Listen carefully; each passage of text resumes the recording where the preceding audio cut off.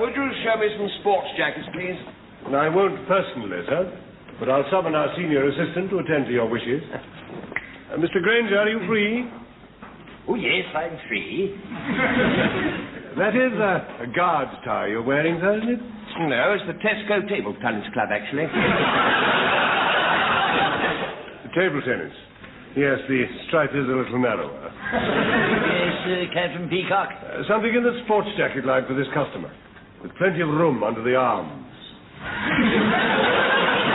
Yes, I would think 44, wouldn't you, Mr Humphreys? Certainly, Mr Grainger, a 44. Don't you think so, Mr Lucas? I hope so. We haven't got anything bigger.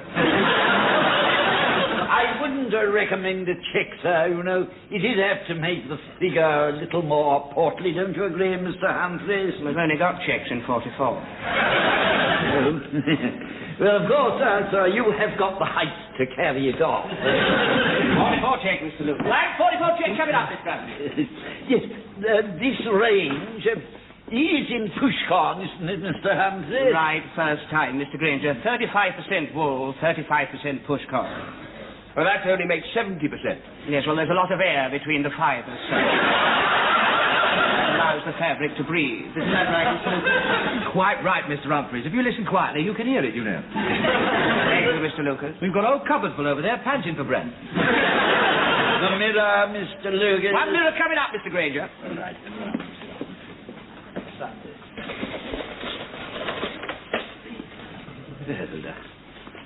What do you think, Mr Humphreys? Well, it's nice and snug in the front. It's very snug indeed. Why don't you have a look at the back? Yes, I'm sure the back is snug as well. Yes. It does feel a little tight. Try breathing in and out a little, sir. Better, isn't it? Yes, that feels much better.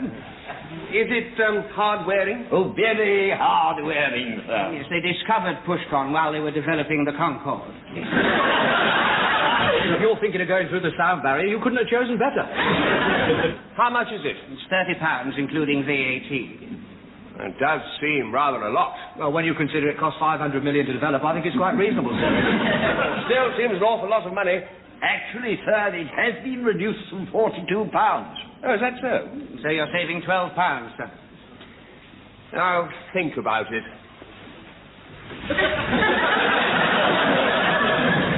I'll take it. Well, Mr Humphreys. Oh, Mr Lucas. Well done, Mr Grainger. Miss Brown, the bridal veil with the blue-orange blossoms. Yes, Mrs. And Flash. where is Madam going for her honeymoon? Well, we're torn between Eastbourne and Brighton. It is difficult to make up one's mind, isn't it? It is. Why not compromise and try Beachy Head?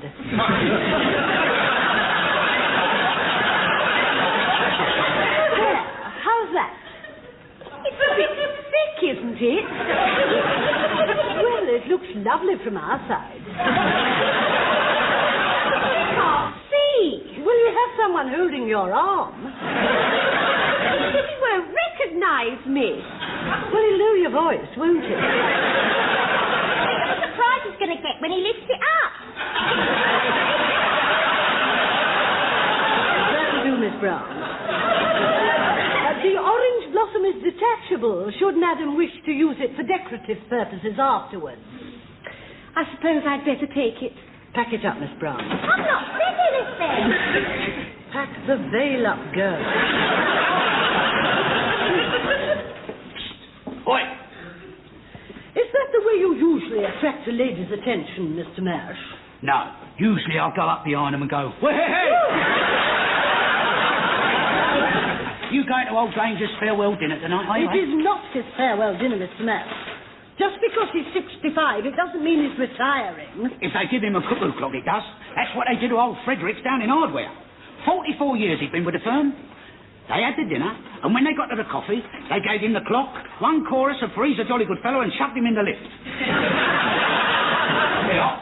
6 pairs of tights, and 6 pairs of pussy boots. 6 pairs of what? Pussy boots. Fur slippers. And we've got a new sales gimmick as well for him. Here, look at that.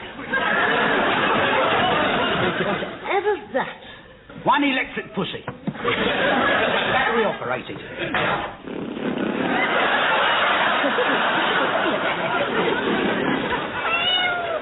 How could anyone do that to a cat? You want to take your lucky stars, mate? You ain't selling elephant-hide luggage.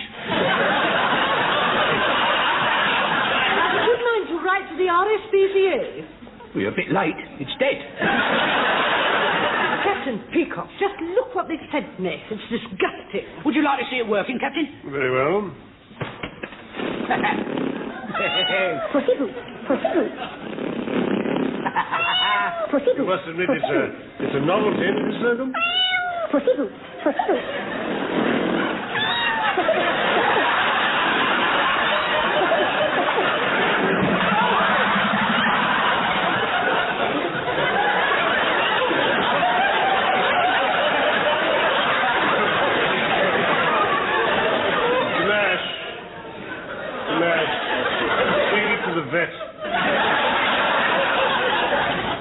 Very amusing, Captain, very amusing.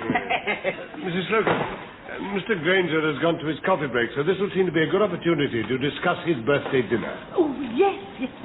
Miss Brough, come along. Mr. Humphreys, are you free? Yes, I'm free, Captain Peacock. Mr. Lucas, are you free? Yes, I think I am free just at this precise moment, Captain. Gather round. Now, I've had a word with the canteen manager, and it would seem that the most economical way of staging this function is to hold the dinner down here. Oh, poor Mr. Grainger. Can't we give him a proper do in the restaurant upstairs? Well, that would cost us an extra £1 per head. Let's have it down here. Let's have it at the scene of his triumphs. Now, the menu would be as follows. The vegetable soup or hors d'oeuvre. That's a sardine on a bit of tired lettuce.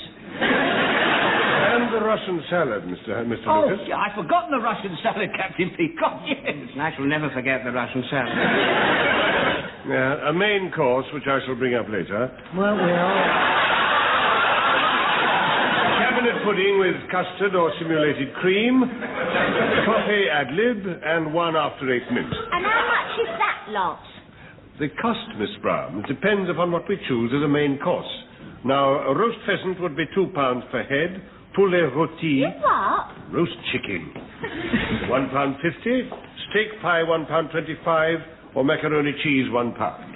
I vote for macaroni cheese. we can't give the poor old soul a dinner with macaroni cheese. Well, he'd prefer it. Once he gets those teeth of his stuck into a pheasant, he'll be here all night. Have the canteen steak pie. We'll all be here all night.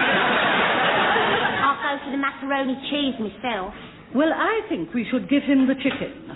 Any other votes for chicken? Yes, I'll vote for chicken. It goes so well with the cabinet pudding and simulated cream. Well, I favour chicken myself, so that's 3 votes for chicken and 2 for macaroni cheese. And the steak pie loses its deposit.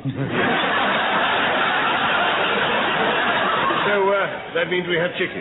And that'll be £1.50 per head. Never mind, Shirley, you'll meet and share the wishbone. I know what you're going to wish for. And even if he wins, he won't guess it. Now, the £1.50, of course, does include Mr. Grainger and his good lady wife. Is anybody else bringing any guests? No. No, I think it's better to keep it intimate. We're not adverse to a little intimacy, are we, Mr. No, Mr. Rumbold. We could invite the galloping gourmet. If he took one look at that menu, he'd gallop the other way. Thank you, Mr. Lucas. Now, then, as regards dress, I think black tie. What, nothing else? It'll be like a funeral. I think it's morbid, these farewell dinners. Miss Browns, we do not know that it is a farewell dinner. That is up to our manager, Mr. Rumbold. It's only a farewell dinner if you get a cuckoo clock. Then you drag yourself home for the last time, stick it on the mantelpiece, and watch the rest of your life tick away. And the way old Grainger was staggering around this morning, they could save money and give him an egg timer. Right, back to your places, everyone. Have I missed anything? No, Mr. Grainger. We were just discussing the menu for your dinner. Oh, yes. I do hope we're not going to have steak pie. I'm travelling home on a non-corridor train. Chicken, actually. Oh, good. Yes, I remember Mr. Fredericks had the chicken, but unfortunately he also had the cuckoo clock. I'm sure the Grace Brothers will require your services for many years to come. Is that official, Stephen? No, Ernest, no, it's not in my hands. That's up to our manager, Mr. Rumbold. Menswear. Are you free, Mr Grainger? Yes, I am free. You're wanted in Mr Rumbold's office. Oh, I wonder what that's about. Oh, it's probably nothing to do with that at all, Ernest. Well, whatever will be, will be. I've had very many very happy years. Yeah. You know very well that if Grace Brothers were going to announce your retirement, young Mr. Grace would attend the dinner personally. Isn't he coming? Off the record, I have not been so informed. Oh, good.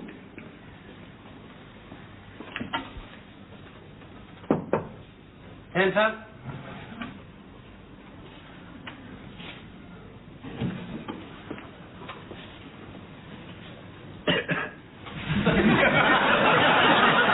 Understood that you wanted to see me, sir. Did I? Yes. It's about young Mr. Grace. Oh, yes. He won't be attending your dinner tonight. Oh, good. Unfortunately, he has a very bad cold. Oh, you mean if he hadn't got a cold, he would be there? Well, when someone has been here as long as you have, Mr. Grainger, how long is it now? I joined Grace Brothers in 1937, on the day that Mr. Baldwin resigned. Resigned from Grace Brothers? No, he handed over to Mr. Chamberlain. Chamberlain of China and Glass. Yes. The Prime Minister. He wasn't at Grace Brothers, was he? The Mr. Chamberlain who went to Munich. Oh, I didn't know we had a branch there. He happened. He went to see Hitler. What, Mr. Chamberlain of China and Glass? I have been at Grace Brothers for 37 years. Yes, I'm looking forward to your dinner. We're having the chicken. Oh, good. Mr. Fredericks had the steak pie. No, he had the chicken too, but unfortunately, he had the cuckoo clock as well. Yes, the cuckoo clock. Well, that will be all, Mr. Grainger. Thank you. Thank you, Mr. Rumbold.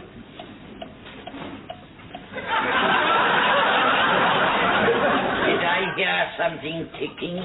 Ticking? No, I don't think so. It must have been the pipes of the central heating system expanding. Good.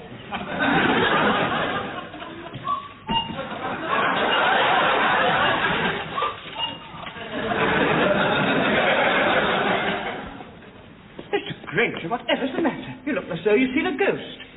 I heard the cuckoo in Mr. Rumbold's office. For 3rd of March, you better write a letter to the Times. It was a cuckoo clock. Glass of water for Mr. Grainger. Glass of water coming up.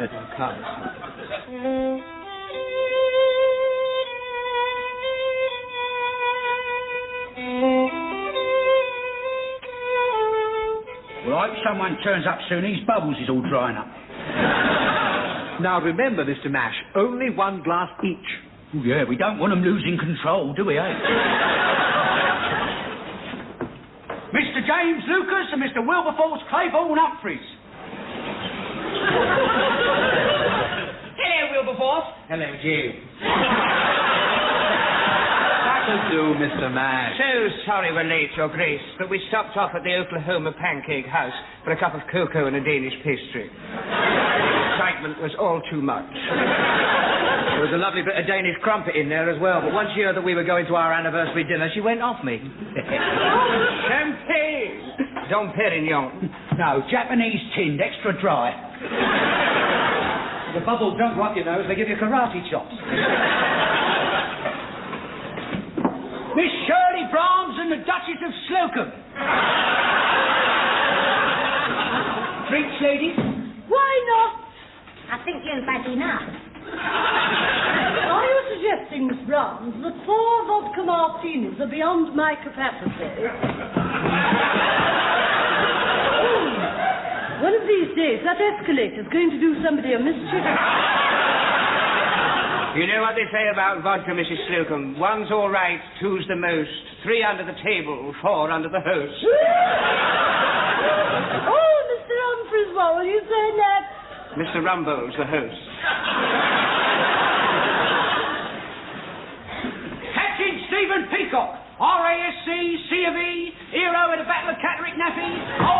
crossbun and bar. That will do.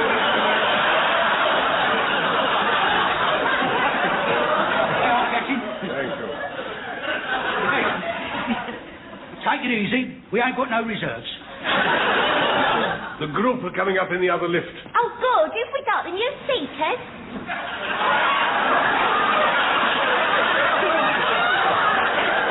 I don't think it's the new seekers, love. More like the old knockers. Good evening. I am Madam Trixie, and this is the Trixie Trio. Welcome to Grace Brothers. Oh, champagne. Beer for the bands behind the piano. Where do you want the orchestra? Well, over here, ladies, I think, by the pianoforte. Well, Captain Peacock, it looks as though we're going to be able to trip the Tightland Festival. I beg your pardon? She wants you to rip her tight elastic.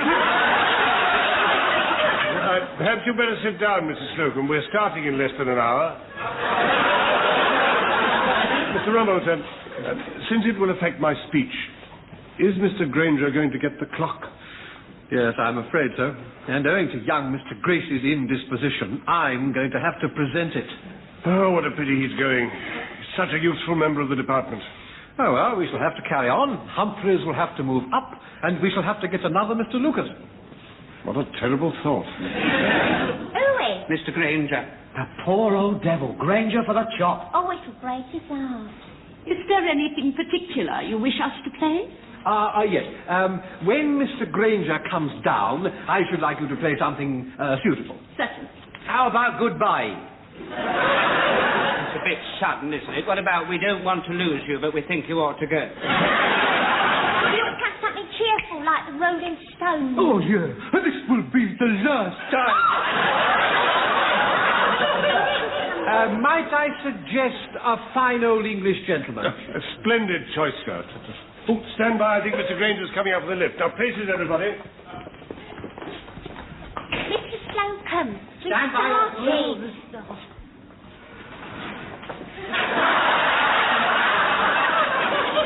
Elsie Makepeace, Doris Poland.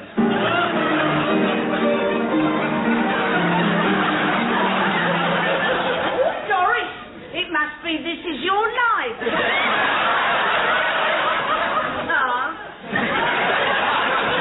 What are you doing here?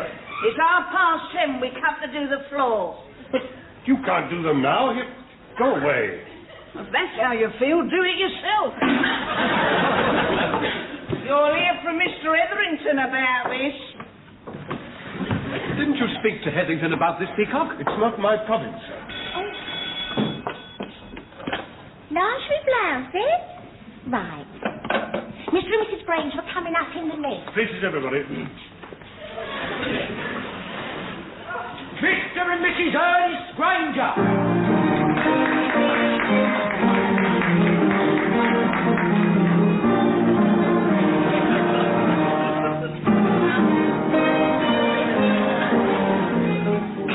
Mr. and Mrs. Grainger, in the name of Grace Brothers, welcome to your anniversary dinner. Oh, thank you. They've got an orchestra. Mr. Fredericks didn't have an orchestra. Perhaps we'll be able to do the Gay Gordons. That should round the evening off now. Hello, ladies and gentlemen. Take your partners for the tinned vegetable soup. Shall we go in, Mr. Hutton?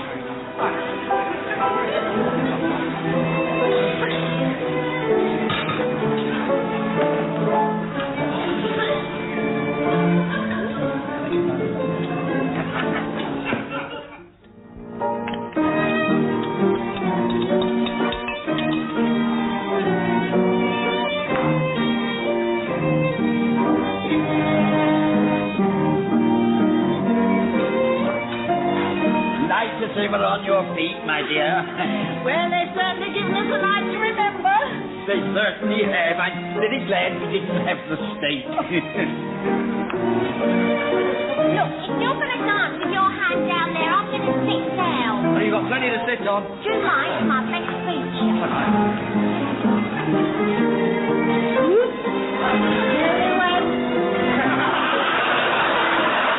Strange how potent sheet music is. You and I appear to be the only two lot, aren't we? Well, all right, if you promise not to lead. I think we'd better get on with the speeches.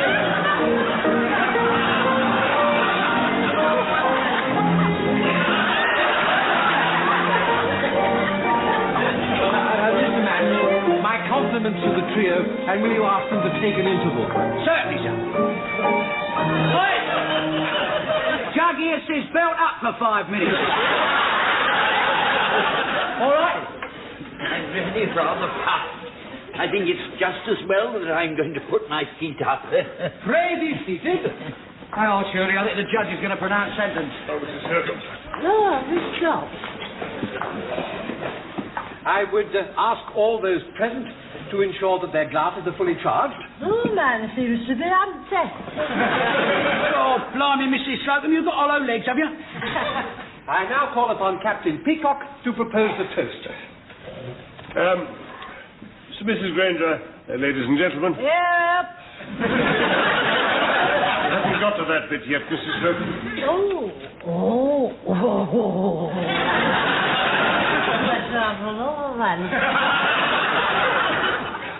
How can one sum up a career like Mr. Grainger's? Quickly, I hope. He started literally on the ground floor, in haberdashery, and after 2 short years was given his own counter in stationery. Already the writing was on the wall. It spelled success. His amazing drive and enthusiasm soon came to the notice of the Board of Management, and he was transferred to bathroom furniture, where he remained for 5 triumphant years before moving on... Flushed with success. Before moving on to gentlemen's shoes. But already one might say his foot was on the ladder. Thank you. Because from there, fortunately for us and Grace Brothers, he finally found his niche in gentlemen's trousers. What's the niche? I would like you now to raise your glasses as I close on these words from Pope. Oh, happy the man whose wish and care a few paternal acres bound, content to breathe his native air in his own ground. Very nice. Very nice. Pity he lives in a flat in Eltham. Could always buy him a window box. I ask you all to be upstanding. I give you Mr. Grainger coupled with Mrs. Grainger. Mr. Grainger, coupled with Mrs. Grainger. Mr. Grainger, Speech. ladies and gentlemen. Mr. Grainger, please. Come along, Mr. Grainger. Well, dear friends, my heart is very full. My glass is very empty. Great honour which you have done, Mrs. Grainger and myself, in giving us this wonderful banquet tonight, with the chicken and all these magnificent presents, especially this combined shoehorn and back scratcher. You know, as I look back over the years, they all seem to have passed very quickly. But I shall always have very happy recollections of you all. And all that I really can say now is thank you. Go into a sub.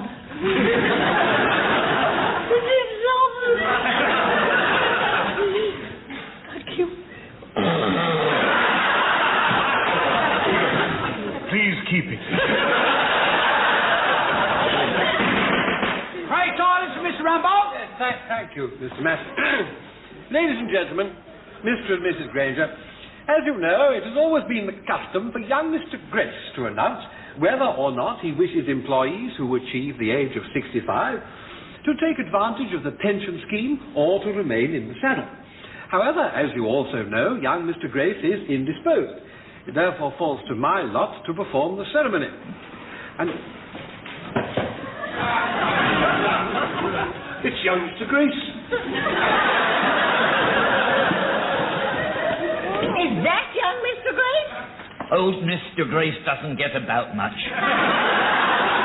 Good evening, Mr Grace. I hope I'm not too late. No, you're not too late, Mr Grace. Now, there's still plenty of cabinet pudding left, Mr Grace. I suppose he's come to hand over the clock. Yes, just in time.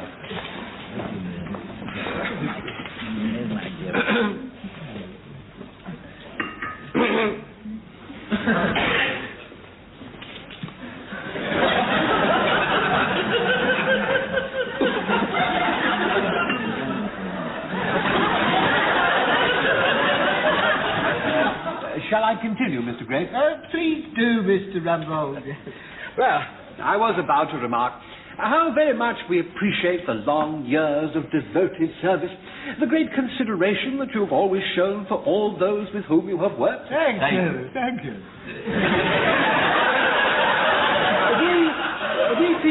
We definitely feel that after all these long years you have truly earned a rest. And therefore all that remains is for this to be presented. Here you are, sir. Oh, thank you. This is a surprise. How very nice of you all. I've given a lot of these away, but I've never got some. Well, my doctor says I shouldn't be out, so I'm now going. Another 5 years, and you'll be getting one of those, Ernest. Well, goodbye, all. Goodbye. Get it well.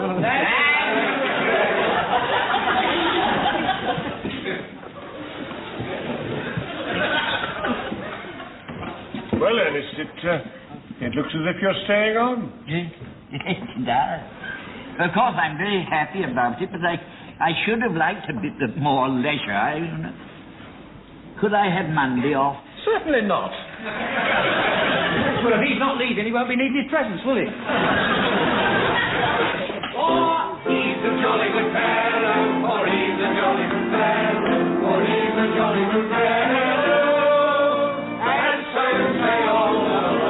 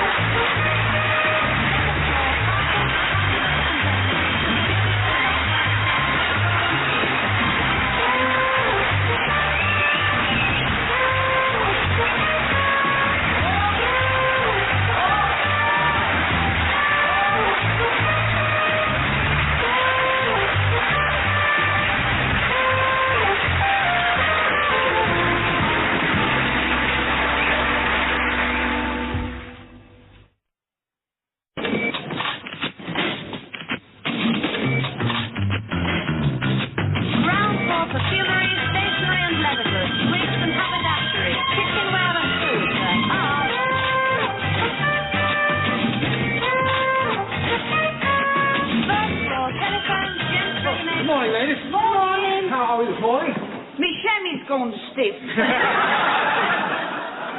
so cold I have to keep breaking the ice in my bucket. What's happened to the heating? It's been turned off. Haven't you heard? There's a fuel crisis. Typical. They would choose the coldest morning of the year. Well, it's a little brisk this morning, ladies. What's happened to the heating in here? It's been turned off by order. Whose silly idea was that? It was mine. But surely, sir, this is one of the days that we're allowed heating. Grace Brothers' fuel stocks are practically nil. There was a boardroom-level discussion, and it was agreed to make this further sacrifice in the interest of eking them out. I shall be making a general announcement as soon as the rest of the staff are here.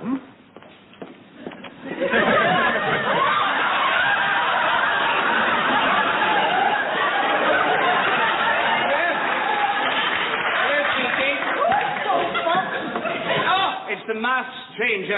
Take my body, but leave my jewels alone. Good morning, Mr. Humphreys. I withdraw the offer. Very useful for keeping out the cold. Whatever has happened to the central heating in here? My ballpoint will never function in this weather. Say, it's like an igloo in here. I think it's warmer outside. Good morning, Mrs. Slocum. Good morning, Miss Brown. Captain Peacock. 1 minute late. You're lucky to have me at all, Captain Peacock. I had to throw my pussy out before I came. I've been out all night.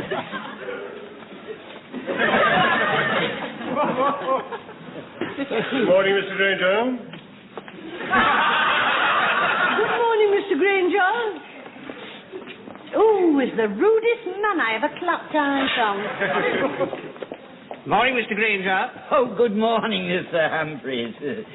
I'm so sorry that I'm late, Captain Peacock, but my pipes were absolutely frozen solid. Oh, never mind, Mr. Grainger. A nice hot cup of tea will soon get them working again. Mr. Lucas not here, I see. No, he's just coming. Oh, look, it's Sonia Heaney. I'm sorry I'm late, Captain Peacock. Don't tell me you skated here, Mr. Lucas. No, I went skating last night with a girlfriend and she's got thin blood. What has that to do with your being late? Well, I had to stay the night with her to keep her circulation going. A bit taters in here this morning, isn't it? Well, you needn't concern yourself with the heat, Mr. Lucas. Mr. Rumbold is going to make an announcement about that in a few moments. Oh, well, we've got nothing to worry about then, have we? The sheer excitement of an announcement by Mr. Rumbold is sending the blood pounding through my temples already. That's not excitement, that's a hangover. Is everyone here? Finally, yes. Gather round. Mr. Rumbold wishes to address you. Departmental staff only, not cleaners. Oh, buckets.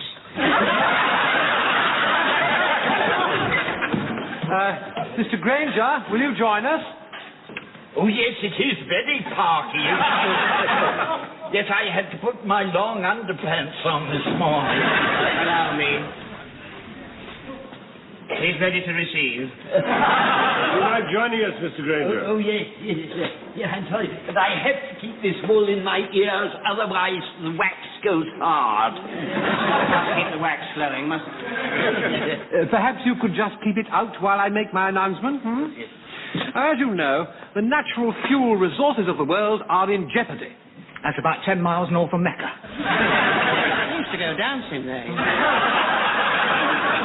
Listen to this. Listen.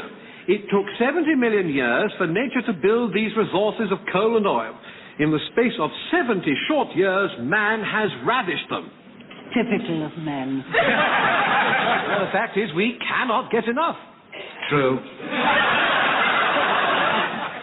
Stocks of world oil have never been at such a low ebb, the situation never more desperate. We should never have pulled out of Suez. Quite. Now, where was I? Desperate. Oh, yes. World oil has never been at such a low ebb. And neither has Grace Brothers' Coke sauce. We shall all have to do what we can to combat this critical crisis. Does that mean we've got to go down the mine? Mr. Humphreys? Present? It has been decided at boardroom level that the central heating at Grace Brothers will be turned off for 1 additional day per week, starting with today. Couldn't we wait until the summer? I know that you're all behind me to help pull this country through. These are dark days, but I feel sure the end of the tunnel cannot be far away. Before long, I'm certain we shall burst forth into the light again. Oh, when I hear words like that, it makes me proud to be British. Thank you, Mrs. Slocum. But can't we just have a little electric fire behind the counter? No, certainly not. Electric heaters are absolutely forbidden. Well, can we keep our coats on then? No, really. And you must remember, after all, it's the same for all of us. So, carry on and good luck. Oh, do you know, I wish I put on thicker knickers this morning. You know, you young girls today don't wear enough clothes. And how would you know? I keep warm with this. See, the commandos used to wear them during the war. Oh. You'd do well to do the same. What, string knickers? Well, I think it's ridiculous expecting us to fit a customer with a bra in this weather.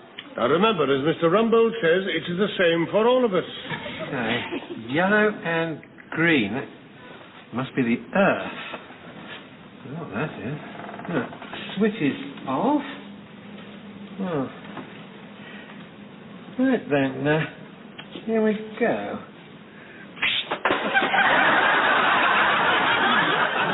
Coffee, Mr Rumbold. Having trouble with your electric fire, are you? Fire? What fire? That fire. Oh, yes, that's fine. Well, I've just taken the plug off to make sure that no one can use it by accident. Never mind, Mr Rumbold. I won't mention the special privileges of the managerial classes, while the poor old workers are out there freezing their knees off. Now then, how would you like to invest in a bottle of scotch, eh? Fell off the back of a lorry. Certainly not. Oh, all right then. Well, I'll just have to tell them out there that you don't need it because you've got your fire to keep you warm. Mr Mash? Yes? How much? I think you'll find these imitation rabbit skin gloves to your liking, sir. You've had quite a run on them. Imitation rabbit? Oh, yes. They're just like the real thing, aren't they, Mr Lucas? Yeah, we daren't put two pairs of the same drawer together, sir.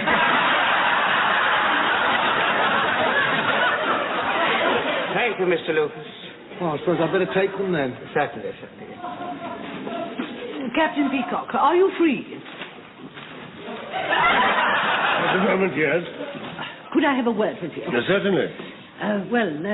It's rather personal. Miss Brown's has just been, and it's frozen over.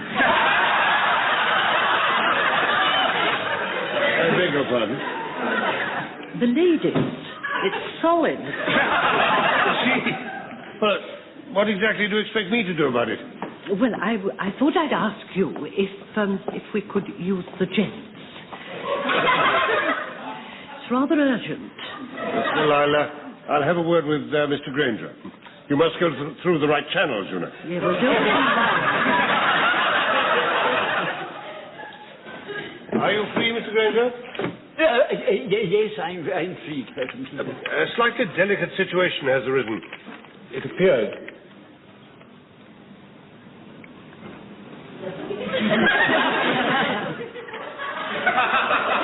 He's asking Grainger. Oh, fancy telling Grainger I wanted to go. Yes, I understand, Captain Peacock.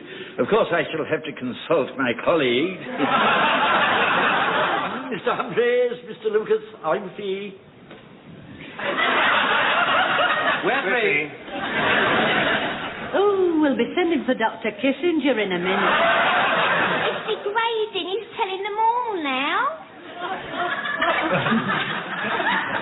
Why can't you use the one in the bargain basement? Or the public one on the sports floor. No. You know those are out of bounds to start. I think, Captain Peacock, in view of the apparent urgency of the emergency, that we could allow ladies to have access to our facilities.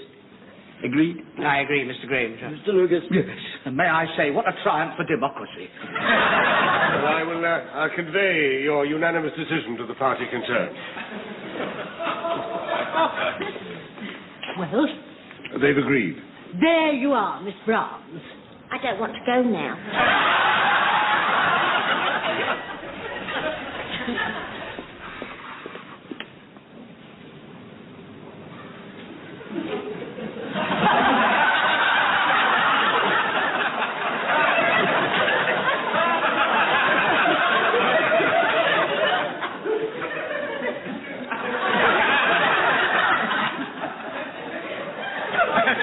What are you doing? I'm warming my hands in the cashmere. Oh. You know, it was so cold last night, I had to iron the sheets before I got into bed. I'll tell you, these power cuts make me wish I was married. What? Oh. Here, lads. What about a cup of under-the-counter cocoa, then? Oh, yeah. Well, don't let Peacock see. Well, if he complains, he won't get one. He's one of us. 10 pence each. He's not one. Well, you want to get a fire like old Rumbold. He ain't one of you either. A fire? Rumbold's got a fire? That does it. What are you going to do? Cover for me. You're wanted in the fitting room, Mr. Lucas. I'm just going to the fitting room, Mr. Humphreys.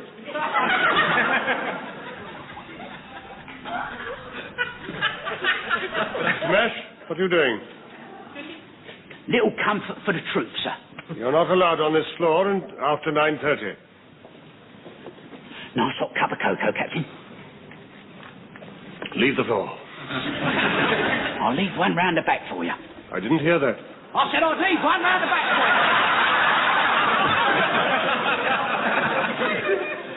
you. May I congratulate you ladies on the way you're bearing up under these Arctic conditions. Thank you, Captain Peacock. I hope you're not too cold, Miss Browns. No, I borrowed a pair of earmuffs. I trust you're not contemplating wearing them in the department. I already am. Mrs. Slocum, do you allow that?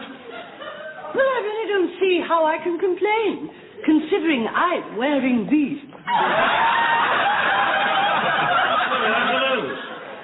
A pair of Mr Grainger's long johns. They're from Mr Grainger's department. Apparently they shrank in the wash and were returned as a complaint. I'm not surprised. I'm afraid I shall have to ask you to remove them. Captain Peacock. Wild horses wouldn't drag them off. A pretty picture indeed. Staff regulations require that you wear stockings or tights. Ah, but it doesn't say I can't wear anything over them. Anyway, nobody can see me when I'm behind the counter. I'm afraid I must insist. I see. Then I shall have to go over your head. You won't find it easy in those.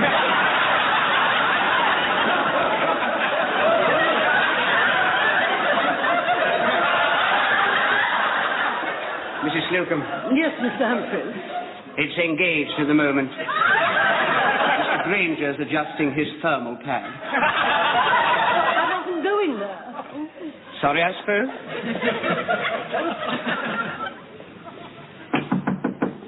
Just a moment. Enter. Mr. Rumbold, I'm so sorry to disturb you, but Captain Peacock asked me to remove these, so I said I'd ask you. Well, you appear to have got them halfway down already. Where exactly are they stuck? They're not stuck. I just want to know how you feel about them. Well, to be perfectly frank, they don't do anything for me. They're not supposed to do anything for you. They're supposed to be keeping me warm. I see. And are they? Yes. Then what's the problem? Do you mind if I don't take them off? I would prefer it. Thank you. Always glad to be of assistance.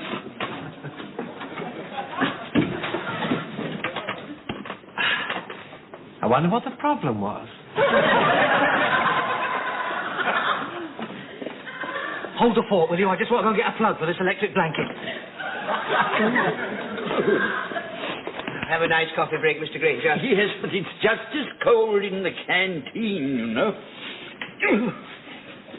I don't think my thermal pad is working at all. Here, let me warm it up for you. Where did you get... It makes a lovely hand warmer. Where did you get it? Well, Mr. Lucas did a foray to the electrical department. He's done us proud. May I? Don't be silly, it's only me.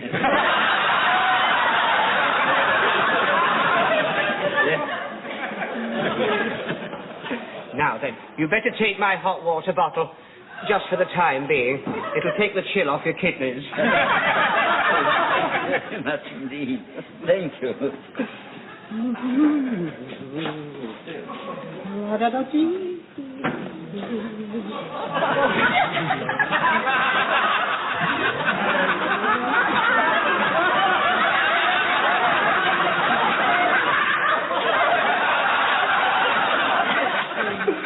You shall go to the ball.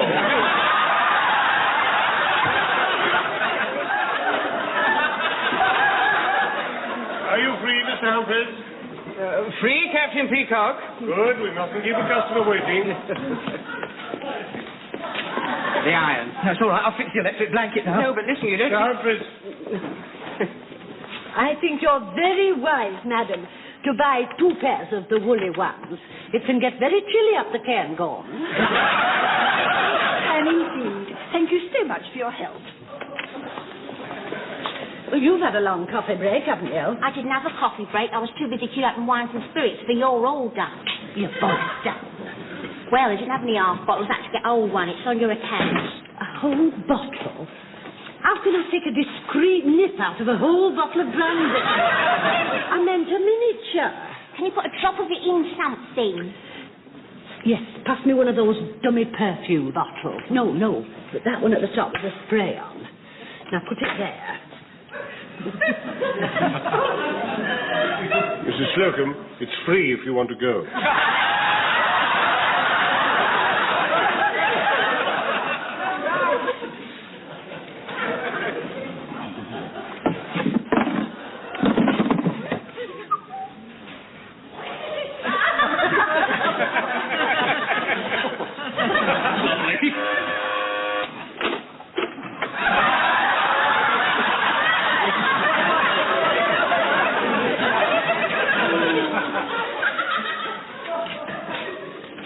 Are you being served, sir? I'd like to look for some trousers, please.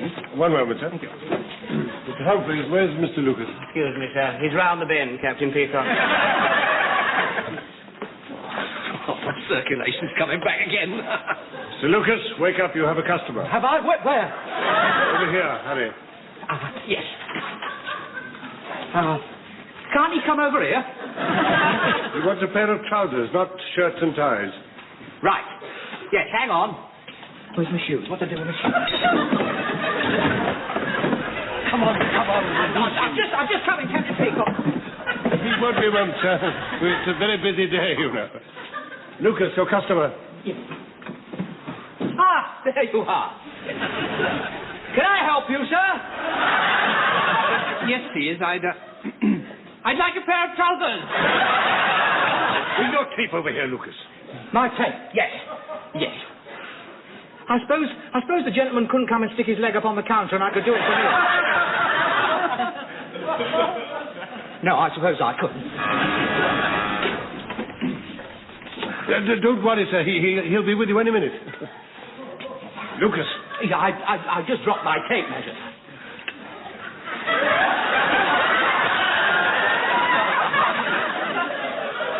I'll just check your inside leg, sir. Lucas, what have you got on your feet? On my feet, Captain Peacock? Yes, Mr. Lucas. Yes, well, it's a new line, you see, sir. Continental novelty foot warmers. They look like gloves. Quite right. They're dual purpose, you see. They were designed especially because of the crisis in the Middle East. I don't quite see what gloves have got to do with the Middle East. Yes. Well, it's quite simple, really. See, because of the oil shortage, we're using more coal to make electricity. And we need the electricity to boil our electric kettles to make the hot water for our hot water bottles to keep our feet warm.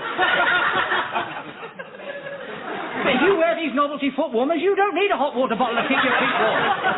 Thereby saving electricity and saving the fuel that our country so desperately needs. Well, if it's going to help the economy, I'll take a pair. Make it 2 pairs.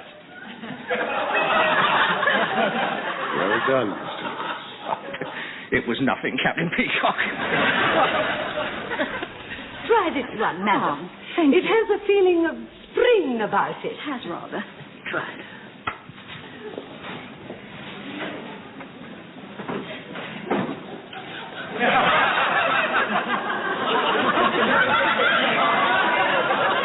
By Jove, I needed that. Excuse me. You don't think this hides too much of my face, do you? Definitely not. I'm not too sure. Perhaps you could show me some others. Certainly, madam.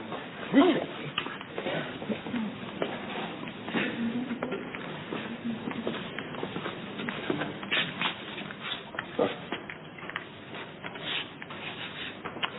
Oh, most exotic.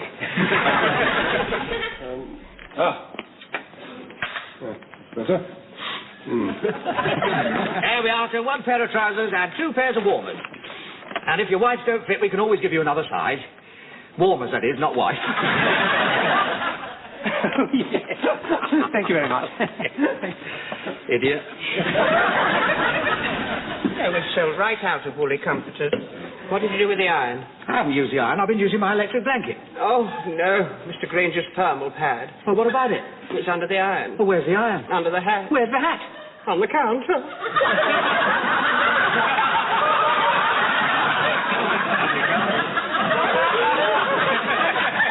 Are you free, Mr Grainger? Yes, I'm free, Captain Peacock. How long have we been displaying electrical equipment in the Cardinal Wolsey cabinet?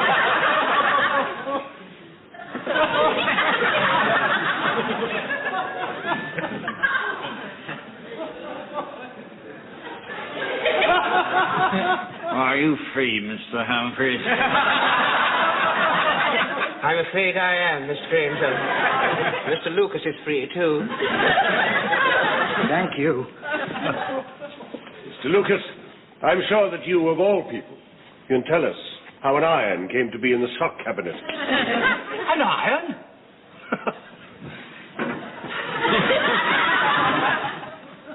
Well, perhaps it's your new sales gimmick, Captain Peacock. Keep your toes as warm as toast. And what is that? My thermal pad. Glass of water for Mr Grainger.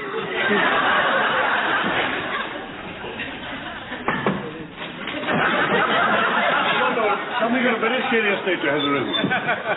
I do wish you'd wait for me to say come in before you come in, Captain Peacock. I'm sorry, sir, but I would like you to have a look at these. All discovered by me in the gentleman's outfitting. I would suggest that the lost property department would be more appropriate. No, sir, these are not lost. But I would draw your attention to the fact that they are all heating devices. It's hardly a startling revelation. Isn't that hot in here, isn't it?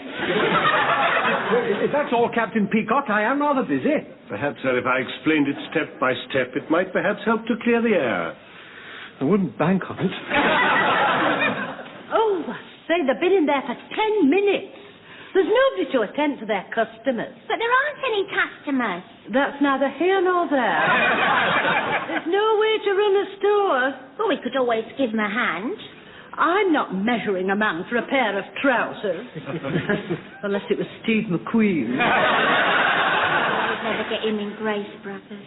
True. You mean that, contrary to my instructions, all these heating appliances have been used behind my back, under my very nose?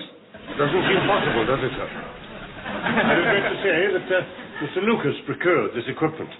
Well, I wasn't only thinking of myself.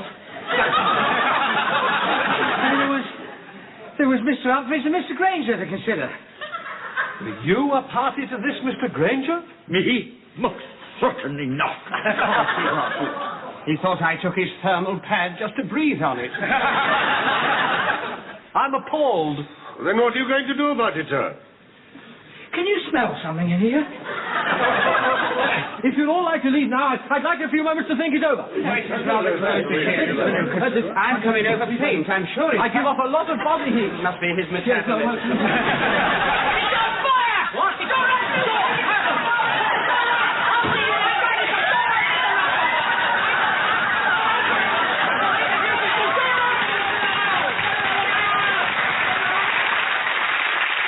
I think we must congratulate Mr. Lucas on his timely action. Well, I think we should congratulate Mr. Rumbold on his explanation of how he put the electric fire in the drawer so that nobody could use it, then accidentally switched it on by kicking his foot against the wall switch.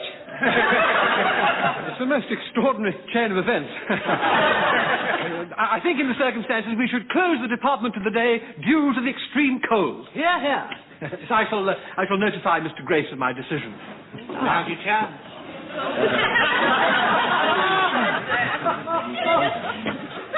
Morning, everybody. Good morning, Mr. Grace. I think you've all done very well working in these cold conditions. conditions. Thank you, Mr Grainger. Brought you good news. We've had good news. We're going home. I've just had the heating turned on again. But I thought there was no fuel left. Well, you see, I happen to own the Wharfside Coke Company. How very fortuitous, Mr. But I thought your men were all on strike, Mr. Grace.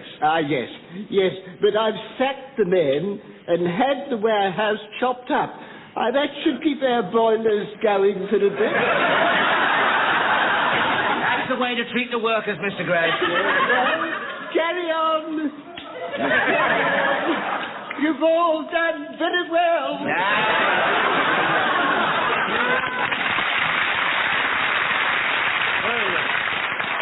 I think in the circumstances we can overlook the illicit use of heating appliances. Back to your places, everyone. Actually, I have a confession to make. I took the liberty of having a little nip of something to keep me warm. I wouldn't have minded a drop myself, Betty. Be my guest, Stephen. It's secreted in the perfume display. Genius. Open your mouth. As there are no customers around. This'll put the roses back in your cheeks.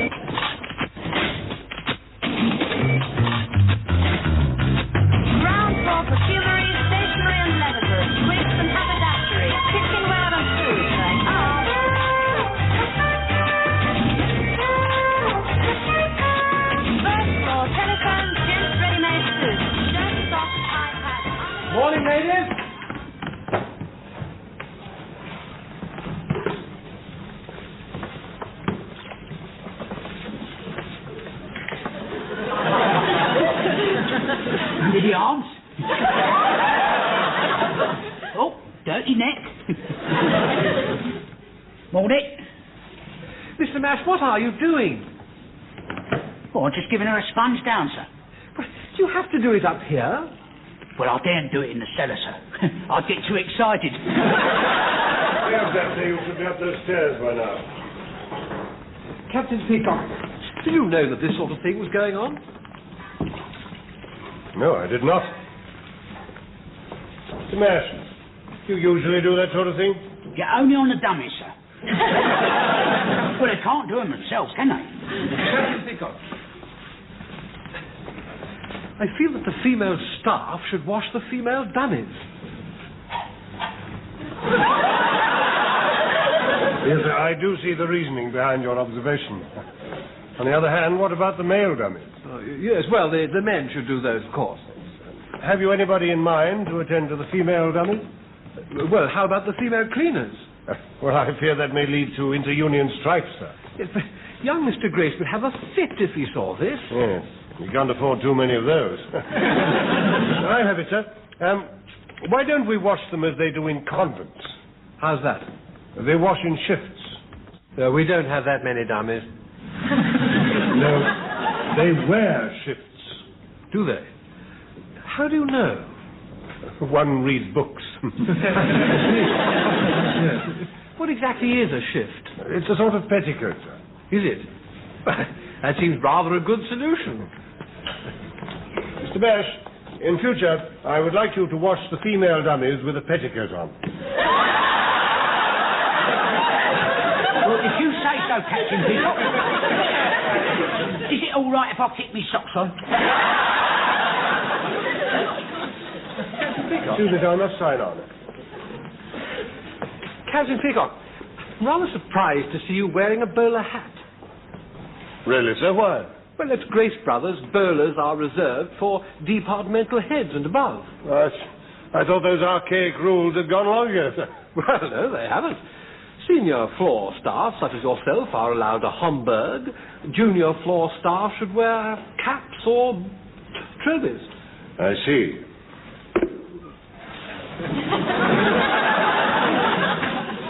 Morning, Captain Peacock.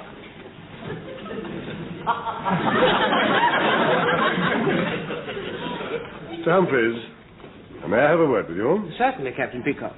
I don't think you ought to be wearing that hat.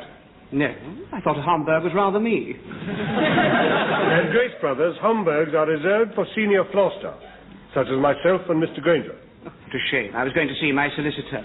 And they don't really go for a pork pie at Solomon and Finkelstein.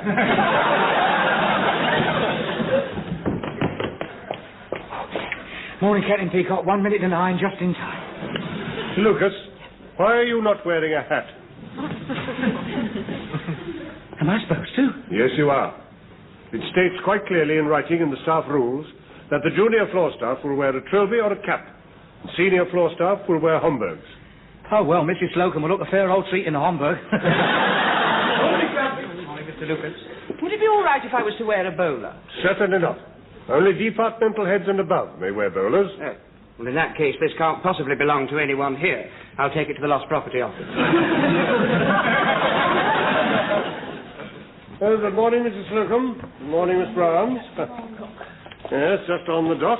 Oh, I'm worn out to start with.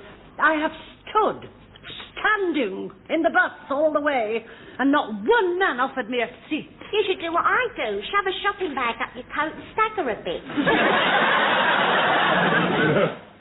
That's the trouble with all you ladies. You want equality, but you're not prepared to stand up for it. Ooh, you're very sharp today, aren't you? Quite right, Captain Peacock.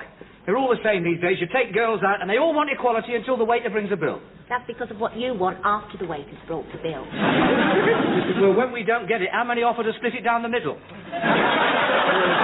It's time you were at your counter, Mr. Lucas. Yes, of course, Captain Peacock, to deal with that million throng of customers. Good morning, Mr. Grainger. Oh, there you look exhausted. I gave up my seat in the train to some stupid woman.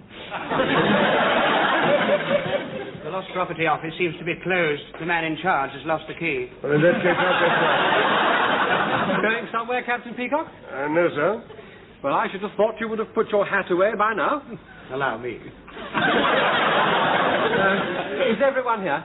Yes, sir. Well, while there are no customers, I'd like a quick word with the staff. Very well, sir. Will everybody gather round, please? Mr. Rumbold wants a quick word. Mrs. Slocum, Miss Brown. Oh, hang on. You should do that before you get here. She used to do it on the bus, but the lipstick kept shooting up her nose.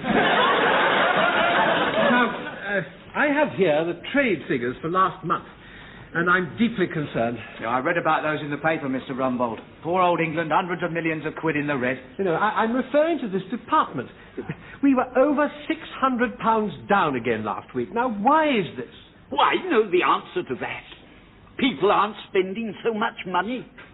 That could have something to do with it. They're not even looking like they used to.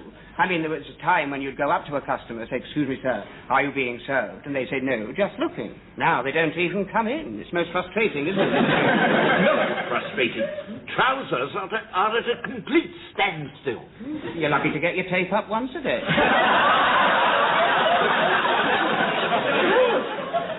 My corsets have been down for over a fortnight.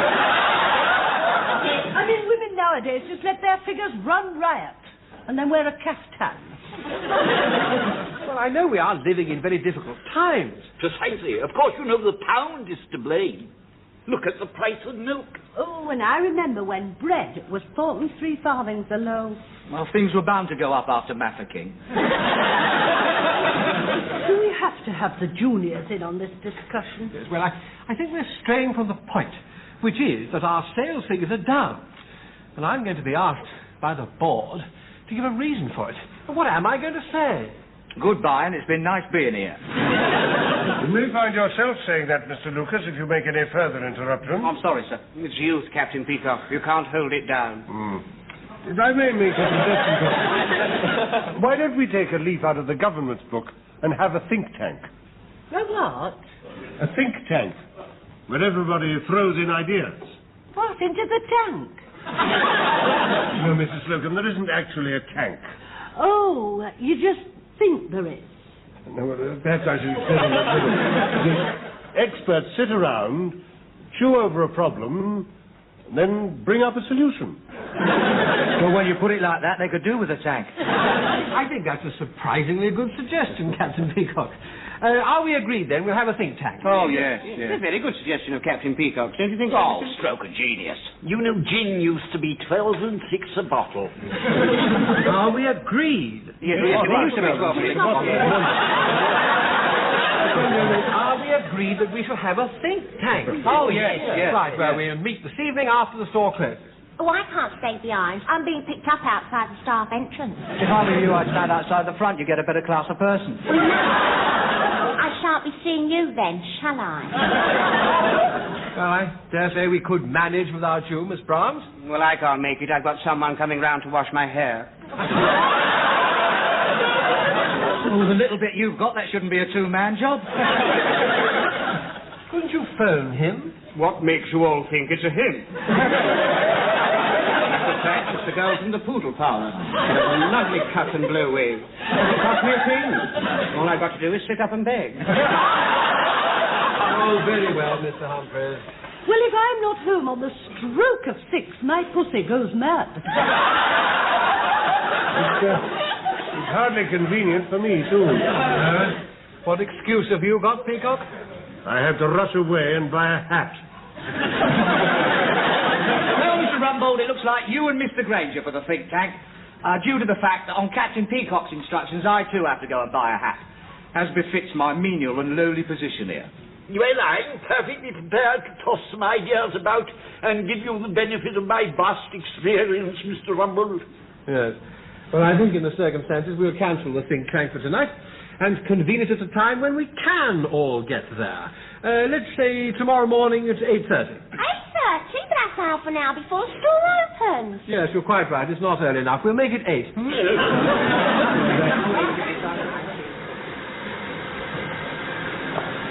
Good morning.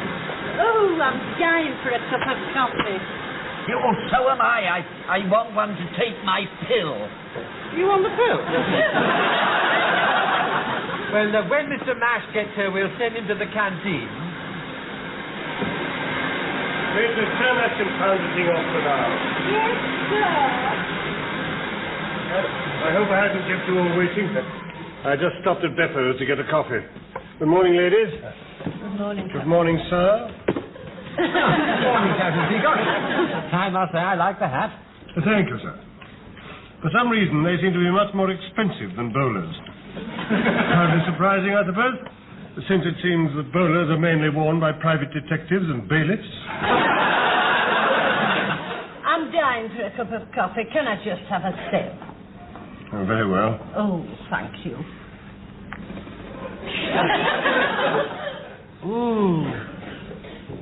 Oh, that's lovely. It's much better than the canteen muck. Taste that, Miss Brown. Oh, is it lovely and creamy? Could I just have a sip to wash down my pills? It's my blood pressure, you know. Unless I take them regularly, I feel as though I'm going to blow up. Please take it now, Mr. Grainger. Oh, it hasn't gone down.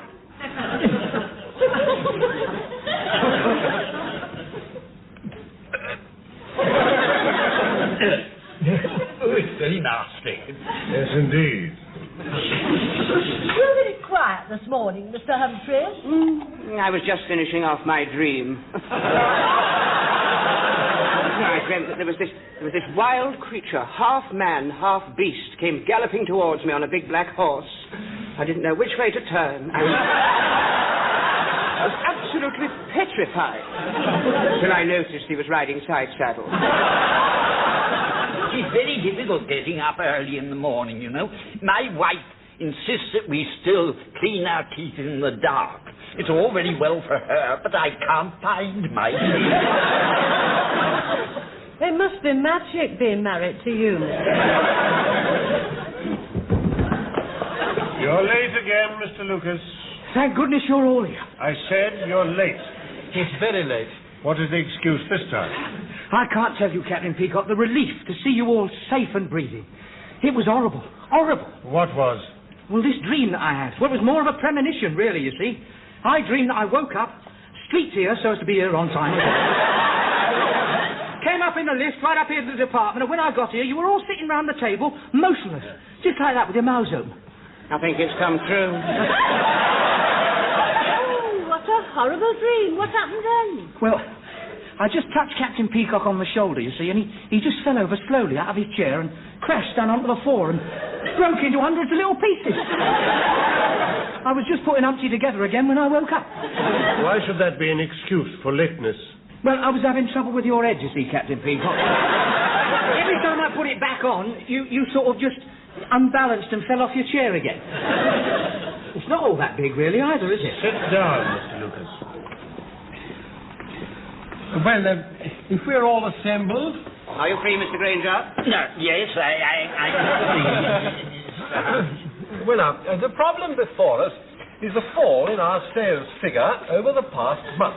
And we are going to rectify it.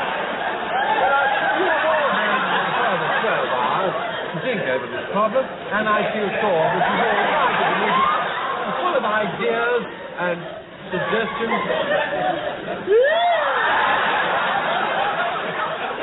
I don't think that's such a good idea after all, Mr. Mash. Right. I think you should do that in the fitting room. I don't think you should do it anywhere. 8 in the morning, it's more than flesh and blood can stand. Yes, I think you'd better stop, Mash. Well, shall I powder her down, sir? Certainly not. Well, she's still got a wet... Never mind. Just leave the floor. Oh, all right. Marvellous, isn't it? Ain't marvellous as you're trying. I'll tell you what I will do. I'll take her to the staff changing room. We'll have a shower together. Better make it a cold one. No, Mash, I think you'd better wait until the store's closed and then do it somewhere where no one can see you. Creaky arms, sir. Needs a bit of oil. Well, as I was saying, how are we going to increase our figures? Now, let's run a few ideas up the mast and see who salutes them. Well, why don't we have a sale? No, when we had a spring sale a month ago, we can't go on having sales without any reason. Well, why don't we do like the petrol stations? You know, give away plastic footballs or tankards. That's going to be a big draw in my lingerie. In the sports department, they've just had a famous golfer autographing clubs. Well, what sort of person can we get to autograph trousers? Errol Flynn would have done very well. Well, I'm not having Raquel Welch autographing one of my bras. Who needs Raquel Welch? The way you're stacked, you've got enough space for the whole of Manchester United. If I have any more of your lip, I'll come over there and smack your chops. I'm just in the mood. Now, how about advertising in the local newspapers? You know, something like, you get a square deal at Grace Brothers. We'll be in trouble with the Trades Descriptions Act. Oh, I don't know. I mean, you couldn't have squarer clothes than what we've got. What do you mean, Mr. Lucas? Well, we're not exactly trendy, are we? I mean, look at all the fuss you all made the other week when I came in wearing high-heel shoes. It wasn't the shoes, it was that walking stick you had to stop yourself from falling over. Anyway, I think they look ridiculous on men. Well, I like them. All the pop stars wear them. Mr. Lucas is not a pop star. No, but pop stars set the fashion. Are you suggesting that we should all dress like Bing Crosby? I don't think that Bing Crosby would help the sales on this floor. Now, do we have any sensible suggestions? Yes, sir, I have. After I came out of the army, I made a study of sales technique. Now, there was a theory that a moving display has more impact than a static one. True. Well, I suppose you mean we should have our trousers moving about more. How do we achieve that? A couple of dozen pairs of electric legs. I'm being quite serious, Mr. Lucas. Well, how does that affect my department? Yes, do we have lots of electric knickers jumping up? Wouldn't that be very expensive? And you could have Mrs Slocum jumping up and down on the counter. That should make a big enough impact. That's it. I am withdrawing to the canteen. Please, Mrs. Slocum, do bear with us. I think Captain Peacock may be onto something. Well, make him apologise then. Lucas? I'm sorry, Mrs Slocum. It's just that you're such a likeable person and such a sport, I find it difficult to think of you as the head of the ladies' department. I shall accept your gracious apology. But I suggest that for the rest of this discussion, you shut your cake hole. What I had in mind, if I may be allowed to speak... Yes, do continue, Captain Peacock. You know, I always thought he'd get on, ever since I saw him in College Rhythm. Who? Bing Crosby. We left that some time ago. I know, 1935. Mr. Grainger, may I speak? Oh, you saw it too, did you? It was fun. So we better get a move on. I've still got to touch up my mouth. It'll be opening time soon. Do get to the point, Captain Peacock. Well, look, sir, I think I have the solution. Now, I suggest that we have a fashion show.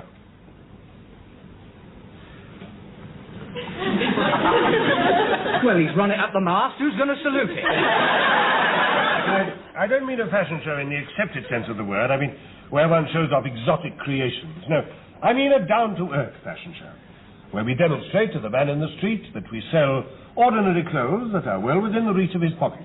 And what about the woman in the street? Unisex. I beg your pardon. I mean a show for both sexes. I don't think your idea for a men's fashion show would get us anywhere, but my idea for a unisex show seems very original. But I thought unisex meant men and women in the same clothes. It does. Does it? Perhaps I meant bisexual. No, I don't think you meant that, Mr. Rumbold. Perhaps we should call it a man and woman's fashion parade. Or better still, male and female modes on the move. Yes, that's it. I don't think your idea for a man and woman's fashion parade would have any appeal at all, but my idea for male and female modes on the move has fantastic appeal. Agreed? Oh, yes, Mr. Rumbold, yes. What a pity you couldn't have thought of something like that, Captain Peacock. It needs an executive mind to come up with something of that sort. One has a certain responsibility to produce ideas. Uneasy lies the head that wears the crown. Or indeed the bowler hat. All I have to do now is to approach young Mr. Grace and convince him that it's a good idea. That you've had. Yeah. Well, you'll have to convince him that it's a very good idea before he forks out a couple of £100 for 6 mannequins. As much as that? No, it'd be cheaper to have electric trousers and Mrs. Slocum jumping up and down on it. I'm sorry, Mrs. Slocum. I'm sorry. I just got carried away. Yes, well, it's up to me now to get over the financial problem. If I run into any difficulties, we'll just have to have another session of the think tank. In which we think and it all goes into your tank. Yes, store's open. Places, everybody.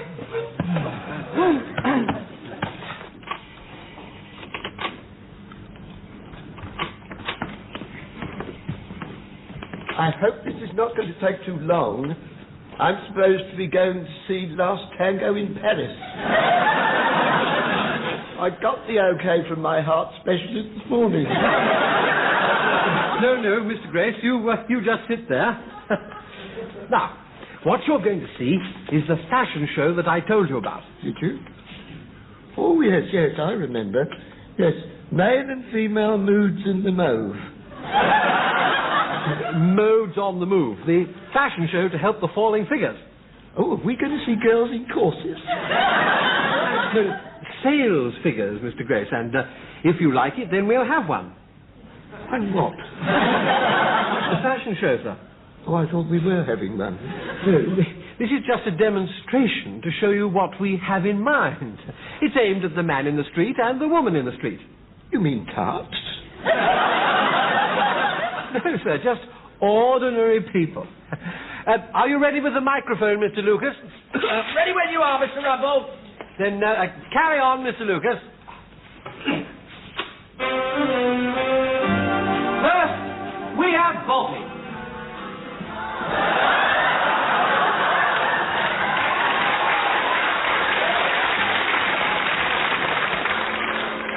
Spring is in the air.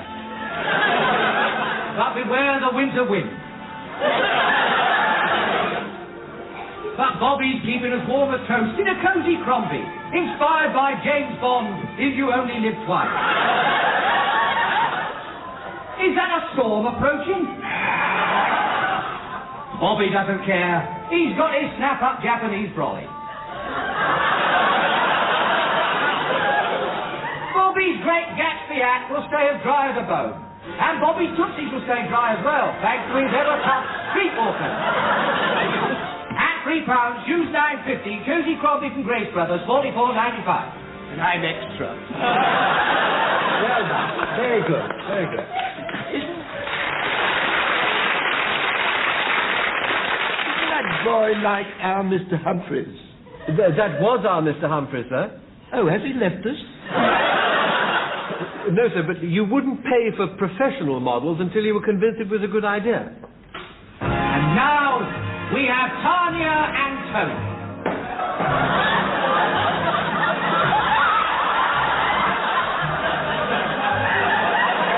Home from the office and so to bed. Wait for me. Deep into bed in our Snoad of our Grainger sleepwear. That's not a Grainger's wife, is it? No, sir. He always was a bit of a lad. Tony's tired, so he's off to bye-byes. So it's off with the dressing gown to reveal...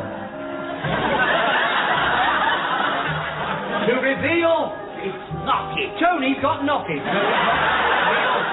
Anything at all. So let's turn our attention to Tanya. And I must say that's not too difficult at all. Tanya is wearing one of our new range of naughty 90s nighties. Note the cherry. It's made for dream time, but if she wore it to a ball, who'd notice the difference? Well, I was for one. Mr. Lucas, I'm ready. Not now, Tony, not now. Oh, well, what shall I do? Go and snuff out Tanya's candle. And now, for something completely new.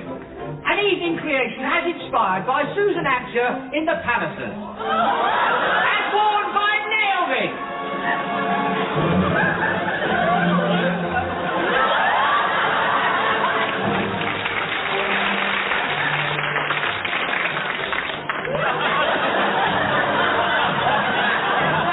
How graceful this fashion was.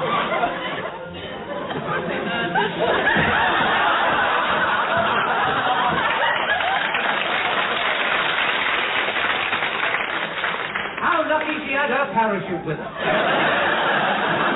Well, perhaps all the girls will be wearing one of these soon. Over my dead body. Ready material, obtainable in Ladies Bespoke. And so we say farewell to Naomi. And so we say farewell to Naomi. An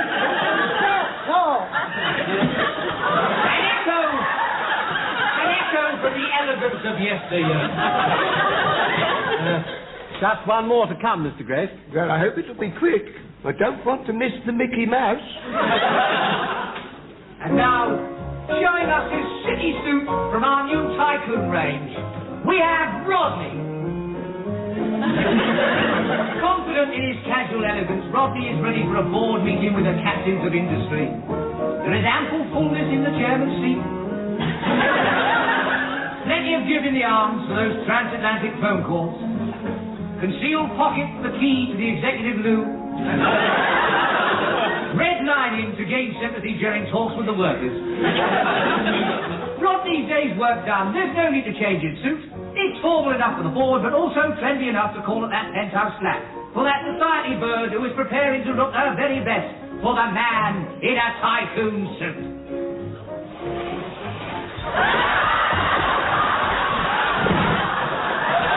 God, blimey! Ain't there no privacy anywhere? But now we see them all again in the grand finale.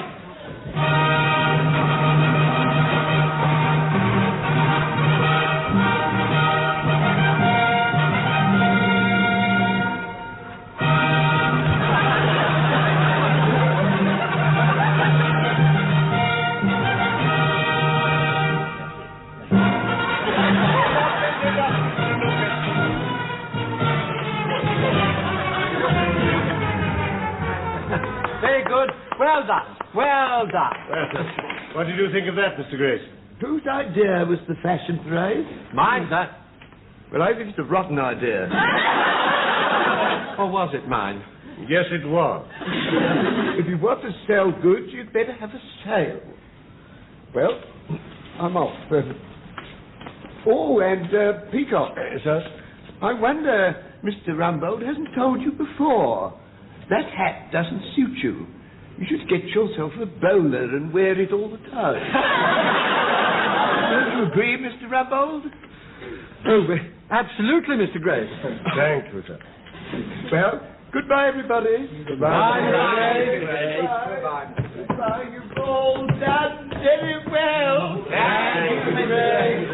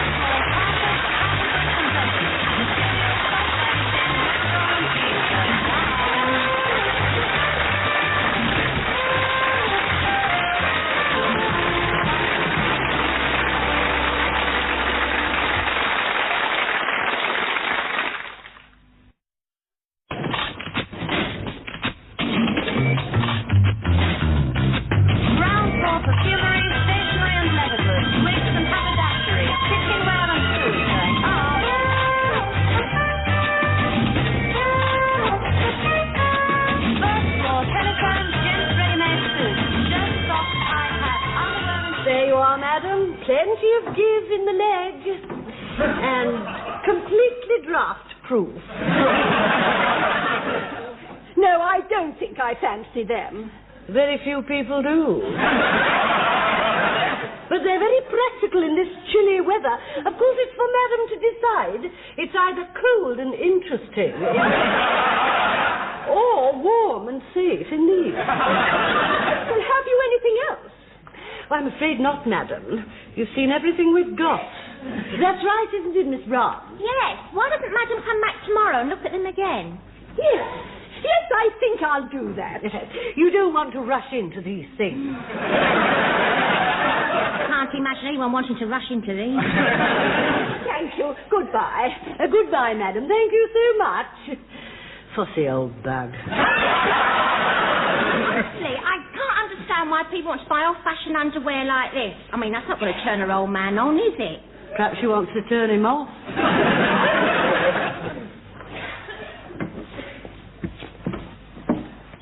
Mr. Lucas.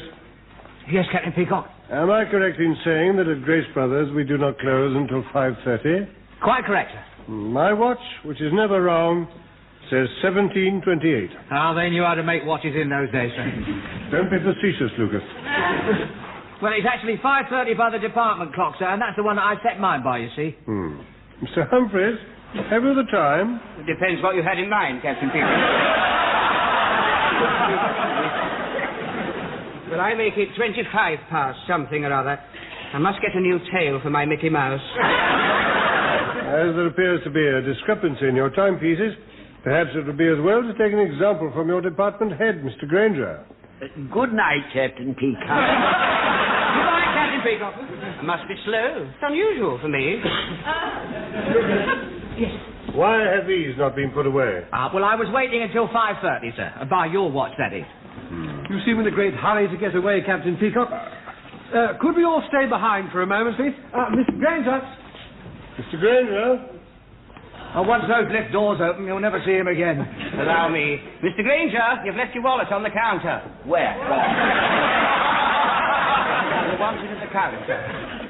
I hope this isn't going to take long, Mr Rumbold. It's my laundress night. And if I'm not there at 6:30, all the apparatus is otherwise engaged. Won't take a minute, Mrs Slocum. You won't be needing me, I presume. I have a do-on tonight. Oh, please bear with me, Captain Peacock. This won't take a moment. It's already taken a moment. Well, if we're all here, Mr Rumbold has a very brief announcement to make. I'm sorry to say that shoplifting is on the increase. This year alone, stock worth millions of pounds has been pilfered from stores all over the country. And we at Grace Brothers are not immune. Indeed not. Only this morning, Mrs Slocum informed me that you'd had a skirt lifted. Some people have all the luck. And I seem to remember that Miss Brown's lost something last week. It wasn't me. You know, only the other day, a customer reached across the counter and put his hands in my Fair Isle drawers. Then he was going to pay. Yes, well, I've got a man to handle that sort of thing. Oh, nice.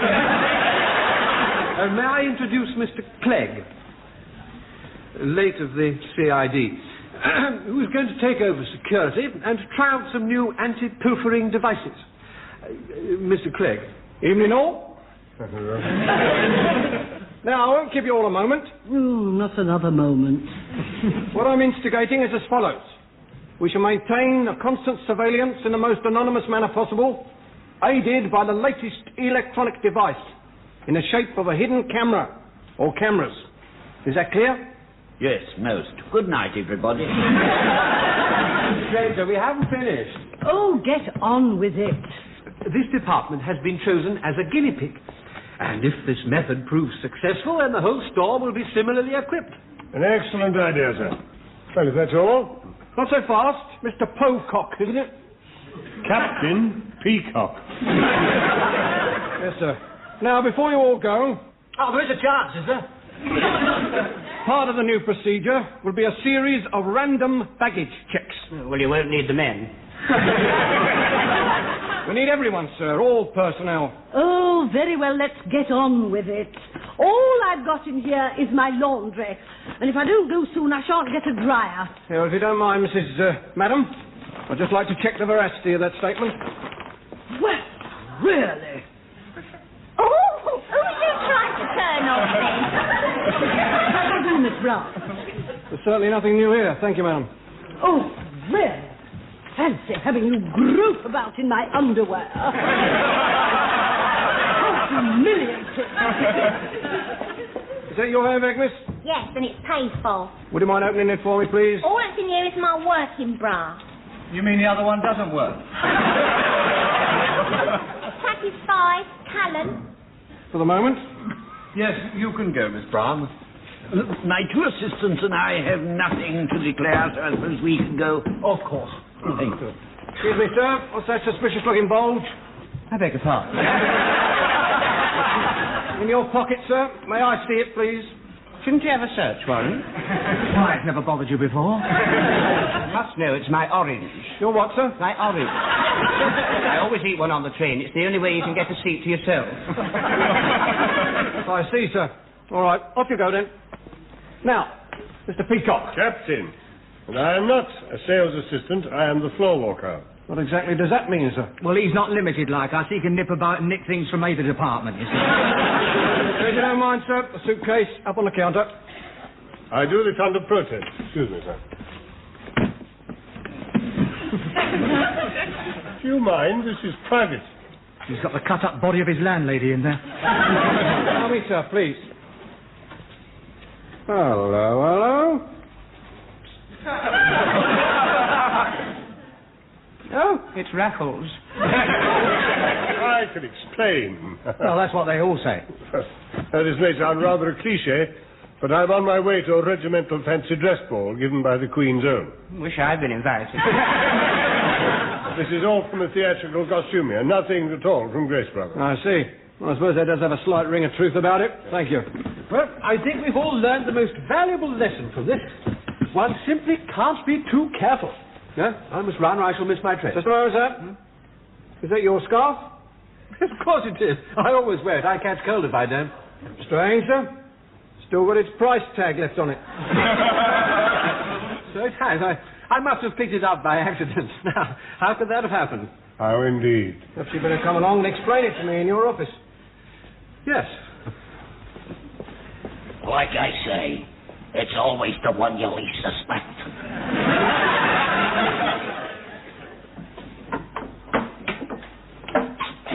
Morning, Mr Rumbold. Morning. Copy on the desk there. Here you got Nick last night pinching the scarf. Misunderstanding. Oh, yes. What are you doing touching all this? Well, just making sure it's properly connected. I was here all night helping them with them hidden cameras, you know. I didn't know that you were conversant with electronic equipment. I ain't, am I? I was making the tea. Nice bit of overtime, that was. How does this work, then? Well, I've had it all explained to me. It's just like a normal television set. Go on. Well, one switches on here, and then by pressing these different knobs, you can keep an eye open for shoplifters. The store's open. Let's see what's going on. We just missed them going on, didn't we? I must speak to Peacock about this. See, and I've given him a mouthful. Pity there's no sound. Well, there is somewhere. Ah. Surprised that you ought to have them cut off.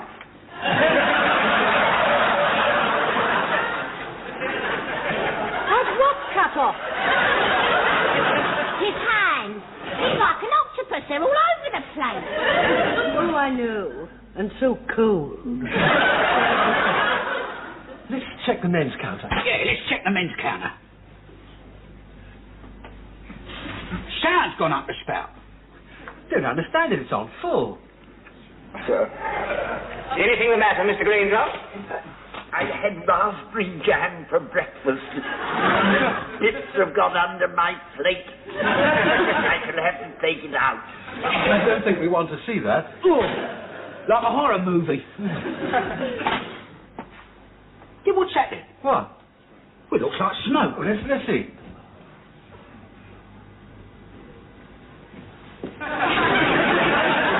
This is serious. This is very serious indeed. It is. I thought he'd given it up. That'll do, Mr Mash. All right, Mr Rumbold. Here. I hope you haven't got one of these down in my cellar, because we still ain't got a door on the carving. Yes, Mr Rumbold. Mr Lucas. What's up? You wanted in the office. What for? That someone has seen you smoking. And as your senior here, I should have told you to put it out. Quite right, Humphreys. Good man. You never know when old Jug-ears is snooping round. Wish me luck. What'll I do with this? Allow me. Waste not, want not. I've been down for a puff all day. Are you free, Mr. Humphreys? A raincoat and some underwear.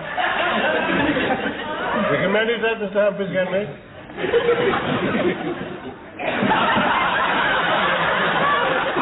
I'm with you, sir. You deal with the raincoat, Mr. Humphreys, and I will deal with the underwear. Yes, Mr. Grainger. I think I can show you something nice and warm, sir.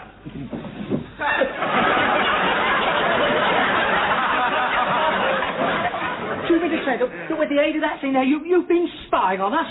Not spying, Mr. Lucas. I was just testing out the anti-pilfering equipment and happened to observe you smoking, which is against the rules. Well, I consider that an invasion of my privacy. Nevertheless, you shouldn't have been smoking. No, well, it's my nerves, you see, sir. Nerves? Yes, you see, my mother's away for the night, and it's the first time... Well, I haven't been left alone before since I was that high. You're not nervous of being alone, are you? Yes, that's why I've asked Miss Brown's over. And has she agreed? Oh, yes, she's coming over to cook my supper. Well, I think that's most public-spirited of her. Yes, then she's agreed to spend the night in the spare room. But why does that make you nervous? Well, that's where I sleep. My mother might come back. Well, what you do outside here is no concern of mine. I just don't want to see you smoking on the floor. Oh, don't worry, you won't see me again, sir. Which part of the floor can't you see from up here? Well, with these hidden cameras, I can cover most of the men's and the essential areas of the ladies. Look.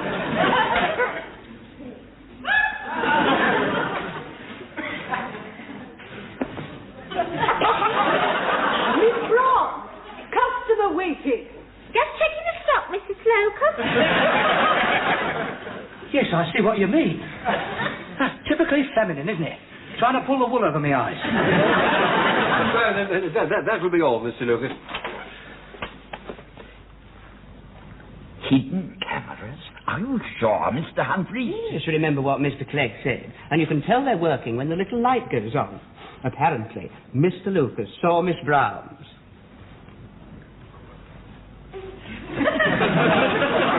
Really?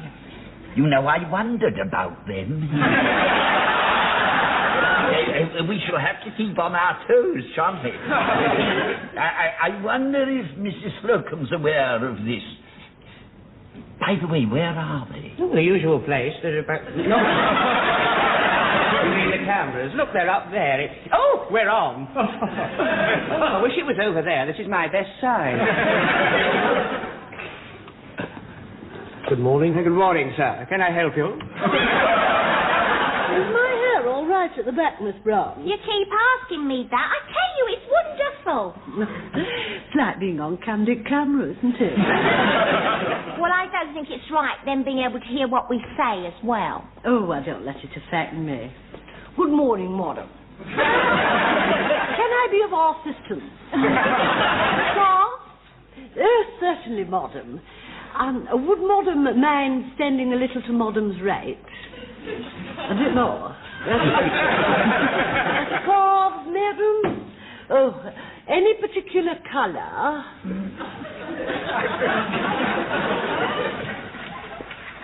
Mr. Mash? Yes, Captain? You're not supposed to be on the floor after 9:30. Oh, well, I was putting my best suit on, you see, sir. You've got to look good for the telly, ain't you? Yeah, where's the camera, then? Be off with you, Mr. Mash. I don't want to have to tell you again. I like that. That was very good. Be off with you. Here. Do you want to do it once more in case you missed it? Sort of an action replay, you know. Go on. Please leave the floor. Certainly, Captain Peacock.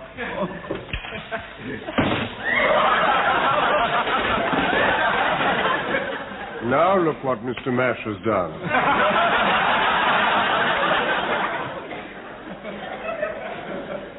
Mrs. Slocum's come back at last. Make a note. 4 visits to the powder room. Yes, sir. Grainger's eating a pie now. A pork pie. Pork pie. It's amazing what you can see with this thing. About the only thing you haven't spotted so far is a shoplifter. Well, don't you worry. If there is one, I'll soon spot him. You mean to say that you haven't told her that you sleep in the spare room? Well, not yet, no. I was sort of saving it up. She might be, too. Don't look now. What? Don't look now. But there's a very suspicious character in the 42 lounge. Where? Over there. Which one? Hey, I can't drop penny. It's a shoplifter. Mr Grainger must be alerted. Yes, sir. Well, I'm sure that you will be happy with the 2 silk shirts, the 4 pairs of socks, and the cashmere sweater. And I must say that I'm delighted that you are so pleased with the efficiency of the store. Grainger. Would you mind coming round the other side? Mr Grainger, something very suspicious in the trousers.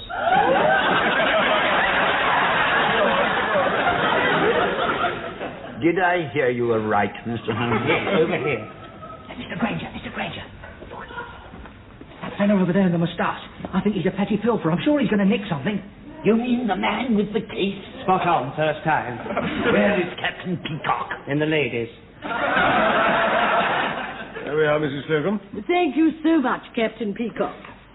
Wasn't I lucky being able to sell 2 pairs of tights and the green shantung dress from a line that's been discontinued, not to mention the bras and a box of handkerchiefs?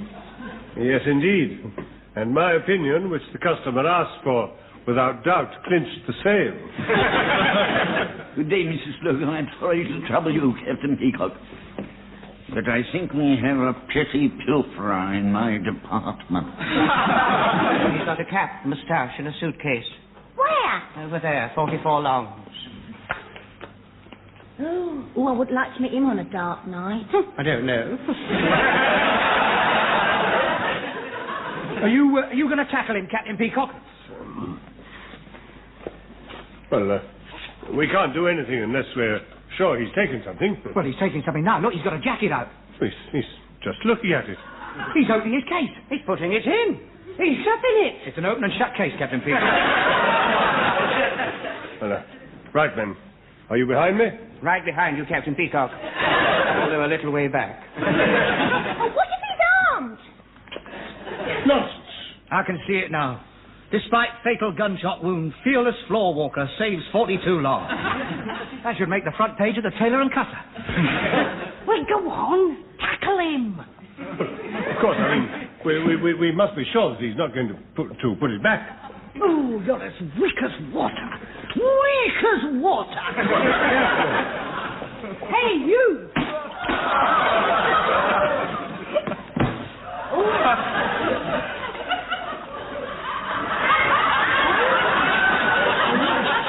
Come on. Oh, it's the Stone Detective.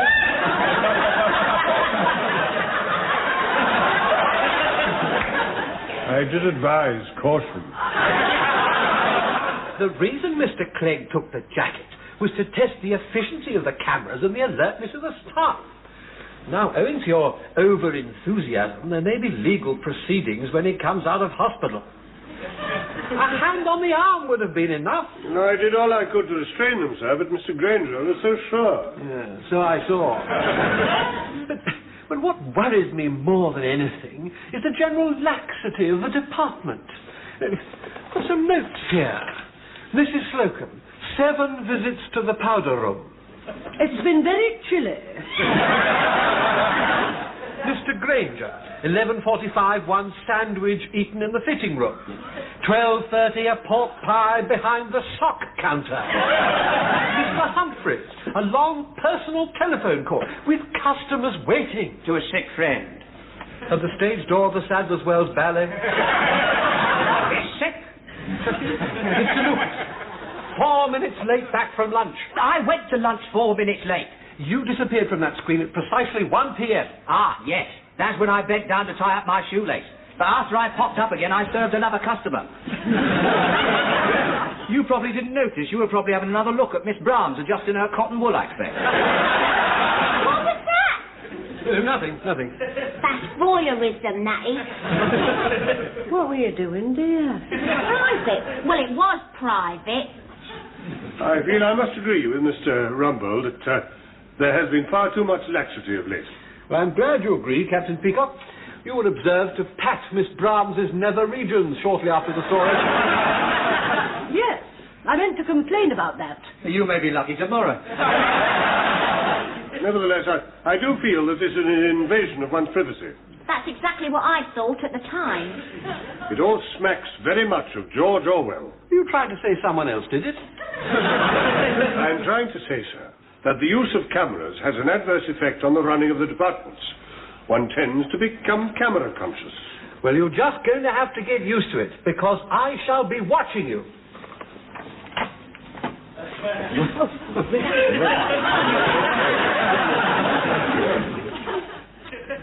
Are you sure we're safe here? Lower your voice.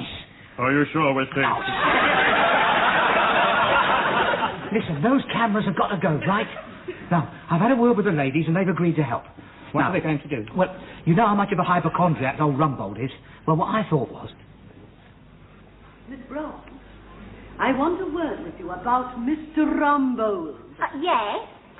Did you notice how he looked when he was telling us off? Oh, yes, because I've seen that look before. My uncle had it just before he went. Very drawn under the eyes. Yes. I wonder if anyone else noticed it. Oh, I don't suppose so. I mean, you only see it if you look really closely. I mean, it would take a doctor to really tell. I wonder what Mr Lucas and Mr Humphreys are looking so worried about. Poor old Mr Rumbold. He won't seem the same without him. Oh, he's not as bad as all that, is he? Although I have seen that look before. You don't think he knows and he's just bravely hiding it from us? No, not him. He'd come out and make an announcement. He'd come out and he'd say, I've been called, he'd say, to that great boardroom in the sky. I'll carry on to the end. Yes, of course, that's the sort of man he was. Well, I mean, still is. But for how long? Ah, well, only a doctor can tell. Get me Dr. Wainwright. Urgent? Yes, it may well be. Gladstone bag. That'll be him. Gentleman outfitting, sir?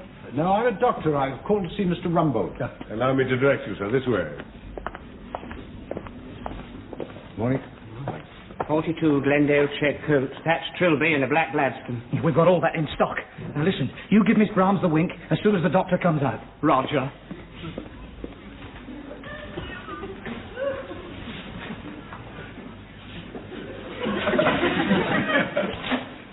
Well, I can't find anything wrong.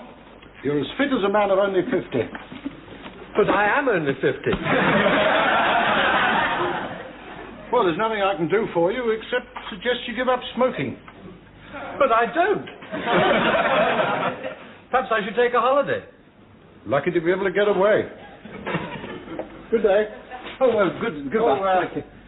I'd prefer a cheque now, if you don't mind. Save sending the account.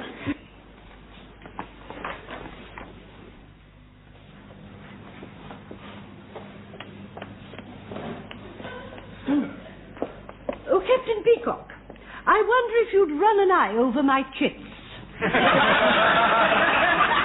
I keep topping them up wrong, and your maths is better than mine. Doctor, I could have a word with you a minute, please. What is it? Well, it's my leg. I think I've got a varicose vein coming on it. Could you have a look at it for me? Oh, very well. Oh, not here. Come with me to the ladies' department. I'll show you the quick way round. Could I have a word with you, Doctor? We're on. Now, Doctor, about Mr Rumbold. I mean, you know, the truth. Oh, yes. Well, we suspected something like that. It was very wise of you not to tell him. I mean, a sudden shock. Could have gone like an autumn leaf. Check now, if you don't mind. Save sending the account. In answer to your last question, he has been under a sudden strain recently. It's these TV cameras he's had fitted to stop pilfering. He can't take his eyes off the screen, frightened of missing something. No, don't ask him to have them removed. No, please. I'm sure he'd want to go in the saddle, making sure that Grace Brothers ran smooth to the end. Although he could last until 100 if he rested. Get me security. Quickly. No wonder he said I'd be lucky if I got a holiday. If you follow me, Doctor, I'll show you a quick way out. Well done, Dr. Finlay. Did you notice? God, he wouldn't miss a thing, did he? I wonder where the doctor is. He's probably still looking at Miss Brahms' leg, no doubt. Yes. I shall be giving a second opinion on that myself later on. You're all the same.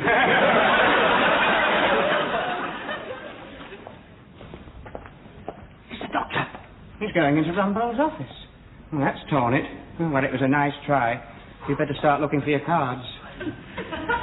It was your face he saw, not mine. If I go, you go. and do it immediately. Yes.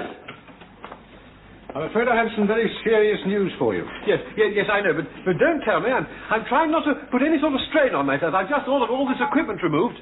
Oh, really? Yes. Just the same, it's my job as a doctor to tell you Miss Brahms has measles. Measles? Is that all? That's all I have to tell you, yes. Yes, well, I understand. If I take it easy, I could be here for years. Marvellous, isn't it? The one night my mother's away and she has to go and get measles. Just my luck. I haven't had it.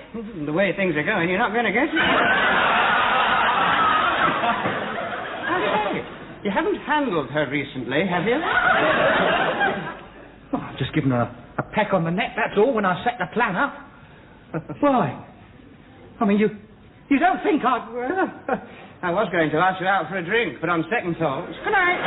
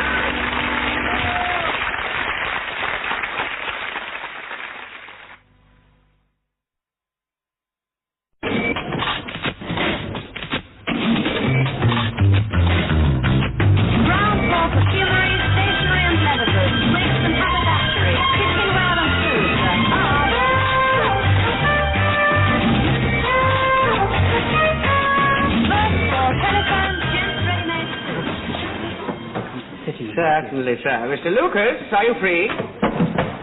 I'm free, Mr. Humphrey. Your customer for the made-to-measure suit. Ah, good morning, sir. May I say what a lovely morning it is? One can almost feel a touch of spring in the air. Don't you almost feel there's a touch of spring in the air, Mr. Humphreys? Well, now that you mention it, Mr. Lucas, I did feel a bit frisky about 7:30 this morning. Mind you, it was a waste of time. Taste the gentleman's suit, Mr. Lucas. One suit coming up, Mr. Grainger. Now take the customer into the changing room, Mr. Grainger. Put his clothes on a coat hanger. And come straight back, Mr. That's at the main street in a jack set. Oh, my mother went there last year, but she didn't like it. Every time she went out, she got her bottom pinched. Well, of course, that only happens to a certain class of persons. I mean, my friend Mrs. Elthrop and me walked up and down there one entire evening, and nothing happened. Over again this year, are you? No, I think I'll try somewhere else. I've decided on Tunisia. I feel in the mood for palm trees and deserts. Oh, well, that's funny, because my girlfriend went there the year before last year. I didn't like that either, because she got tangled up with this sheikh what wanted to put her in his harem. Well, where exactly was that? Naughty postcards, Mrs. Slocum? No, they're photographs of my holiday last year, Captain Peacock. Well, perhaps we could have a look at them after hours, Mrs. Slocum? No, we couldn't have a look at them at all, Captain Peacock. Let him see that one of you in your bikini. Oh, no, Miss Brough. Go on. By Jove, yes. I just don't care when I'm on the continent. No, you don't, do you? I must say it's the first time I've ever seen anybody doing a cartwheel with an ice cream in both hands. You've got it upside down. Yes, sir. Yes, I did think the sky was rather overcast. I'd just been in the ice cream parlour, and I'd just come out. Yes, you had, didn't you? Yeah, my boyfriend wants me to go on one of those adventure holiday trips with him. Well, that would have been very exciting. And where were you going, India? Well, we never got that far, because when I said I wanted separate sleeping bags, he went off the idea. I think Mr. Mash is trying to attract our attention. What is it, Mash? It's 9:30, Captain. Hey, do you mind if I bring my horrible self onto the floor, Captain? In my dirty, scruffy overall, which you don't like the customers to see, sir? You are permitted to come on the floor, Mash, provided you have a good reason. I have. I've come to stick this up Mrs. Slocum's corsets. And about time, too. I beg your pardon, Mrs. Slocum. It's for the firm you up, Fat Fighter Control corset. It's been here for 3 days. Well, What does it do? It's a mystery to us all. Here you are, Mrs Slocum. Your juice is on.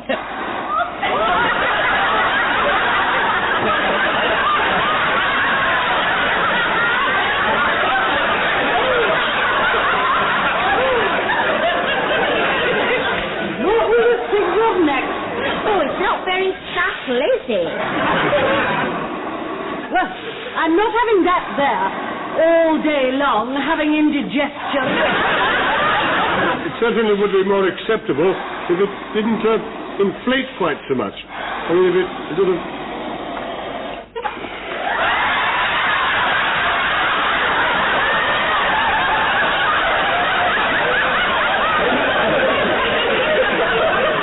You haven't improved it, Captain. Take it away, Mash, take it away. Mr. Humphrey, how did it come to pass that Mr. Lucas got the made-to-measure customer? Well, it was when you were away poorly with your back, Mr. Grainger. I was fitting a gentleman for a pair of bathing shorts, and before I knew where I was, Mr. Lucas had taken them down. Bathing shorts? No, the measurements for the made-to-measure. Well, I must do the fitting, so bring the pincushion and the shorts. Yes, Mr. Grainger.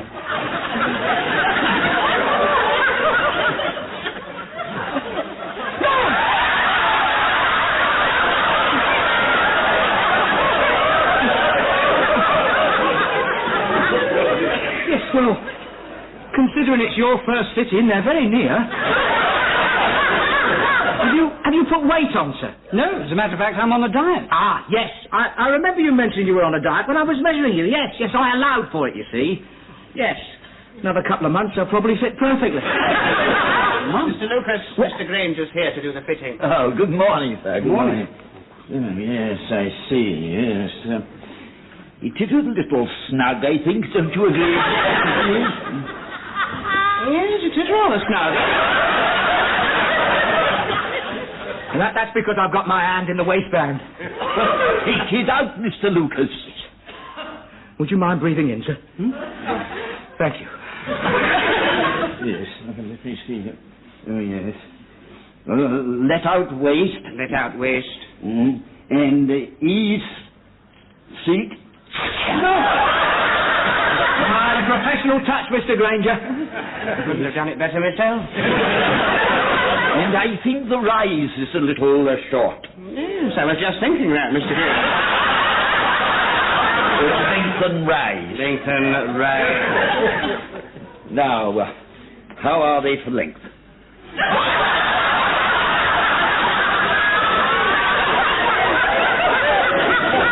They're breaking a bit early, I'm finishing rather late.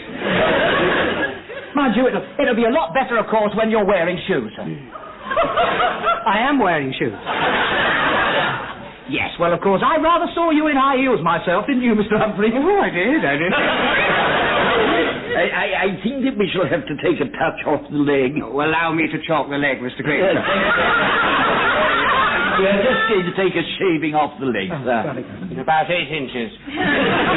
Shall we try the jacket? Ah, yes, I'm sure you'll find the jacket for your liking. So now, if you care to just slip your arms in there, that's it, sir. There we are. There.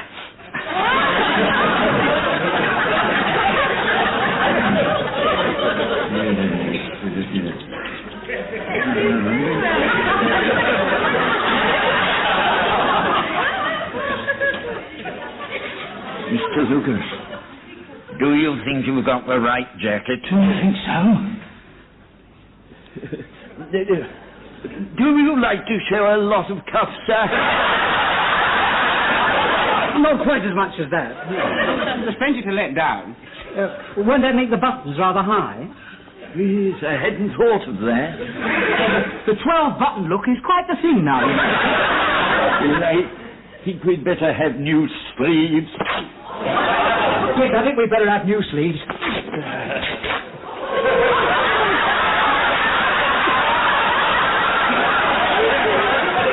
I think this is yours, sir. Don't worry about that, sir. Our repair department will tack that up for you before you leave. Don't you find that it's much easier under the arms, sir? Yes, it is much. Oh, good. Well, we're on the right line. These were taken on my holiday last year. Oh, doesn't it look hot? Oh, you're right, yes. Yes, that's the worst of the desert. Doesn't Mrs Peacock look well? Yes, she does, yes. We went back to Brough, where we scored our first big victory. Oh, that was where you had your honeymoon. So that was where we pushed Rommel back. Yes, I was dug in at this very spot for about 7 whole days. It's a motel now, you know. Oh, it was absolute hell, you know. The heat, the sun, flies, the sandstorms, the monotonous food. Oh, what you poor boys must have suffered. No, that was last year at the motel. If I'm not interrupting anything, Captain Peacock? No, he's just showing us his holiday pictures. Yeah, well, perhaps we could look at those after the store closed. Well, now, I'd like a word with everybody, if you could get them to gather round. Yes, of course, sir. Thank you very much, sir. I'm glad that you're satisfied with this part of the suit, anyway. The rest of it will be ready a week on Tuesday. I shall look forward to that. Mr Grainger, Mr Humphreys, Mr Lucas, are you free? Yes, I'm free. I'm free. I'm free. Miss Slocum, gather round, please. Now, I've just come from a board meeting which we held in the boardroom with regard to the redecoration of the store. Rather than disrupt sales for weeks on end, we have decided to close the store for the first 2 weeks in August. I feel sure you'll agree this is an excellent decision. Very good. And we get 2 weeks extra holiday? No, the board hopes that you will take your holiday to coincide with this. But I can't possibly go to Littlehampton for the first 2 weeks in August. I mean, the place is full of trippers, and Mrs Featherstone would never be able to squeeze me in. The Isle of Capri will be an absolute nightmare in August. I've heard that Gracie goes somewhere else. Yes, well, we did realise that there would be hardships. I have therefore recommended the payment of inconvenience money of £5 per head. Per day? No, for the fortnight. Convenience money, £5 for a fortnight. It's not even convenience money. It certainly won't make up to me for being on a camel in the desert when all the sheiks are on their yachts in the Carabino. It doesn't fit in with my plans at all. I had reserved a holiday on the island of Levant. The Isle of Levant? That's a nudist colony. A nature camp. Oh, Captain Peacock. That wasn't you sawing down that tree in last month's health and efficiency, was it? No, it was not.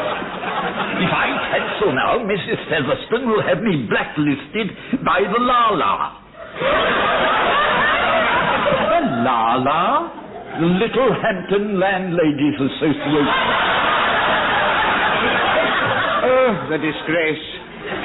Needless to say, it's not very convenient for me either.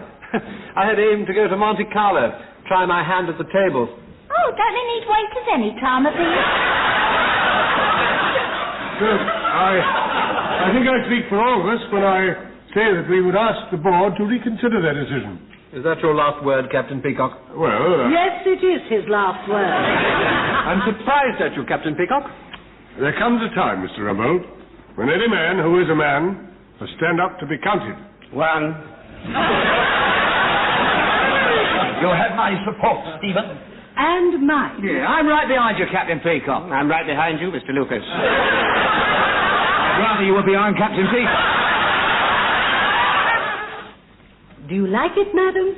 To be sure, it is a beautiful colour. Oh, yes, that shamrock green goes so well with madam's eyes. It's a blarney you're giving me, but I'll take it all the same. Will you be after wrapping it for me? Certainly. Will it be after going on madam's account? Are you being served, sir? Oh, I was looking for a dressing gown. Oh, certainly, sir. Mr Humphreys, are you free? Yes, I'm free. This customer would like to see what you have in dressing gown. Certainly, Captain Peacock. Good morning, sir. Good morning. Would you like to see what I've got in long ones or short ones? Well, I'd like something that hangs to about there. Yes, they're very popular, sir. Mr Lucas, are you free? I'm free, Mr. Humphreys.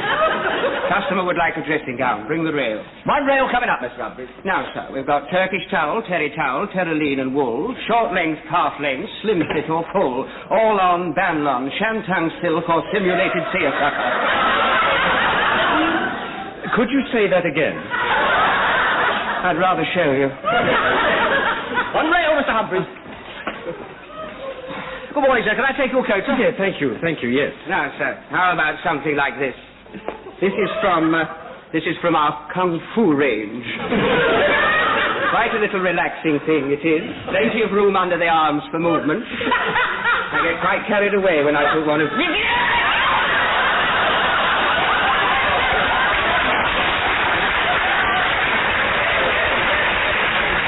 Sorry, sir, I don't know what came over me. I don't mean it's quite me. No. This and the aftershave lotion, you could do yourself a mischief.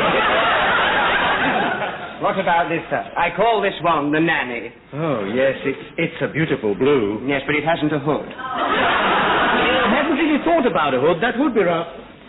Oh, that would be rather nice. In that case, sir, you want our Christopher Robin range. Yes, sir. These are very popular. We've sold a lot of these, haven't we, Mr. Lucas? Oh, yes, we've sold a lot of these, Mr. Humphreys, yes. Matter of fact, I have one myself. I lie in bed and I pull the hood right over my head. And close your eyes and curl up small and nobody knows you're there at all. Let's go on, Mr. Lucas. Sir. God bless you, Father.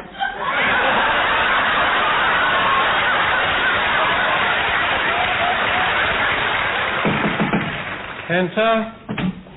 Yeah, Mr. Rumbold. Yeah, have the IOPS come to their senses about the holidays then? Yes, well, if you like to stay, I've called a meeting to give a ruling. Because I've been on the blower and I can't cancel the seashells. With the Seashells boarding house? No, the seashells in the Indian Ocean. Seems a long way to go for someone in your position. I've got this urge for some of them native girls with grass skirts. Indeed.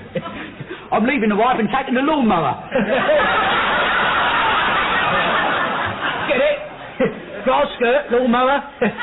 Oh, God, blimey, There. Now, look at that. Now, that's the hotel, see? There. Here. And here is a typical native girl sitting under a palm tree, see? I bet you've never seen coconuts that size, have you, eh?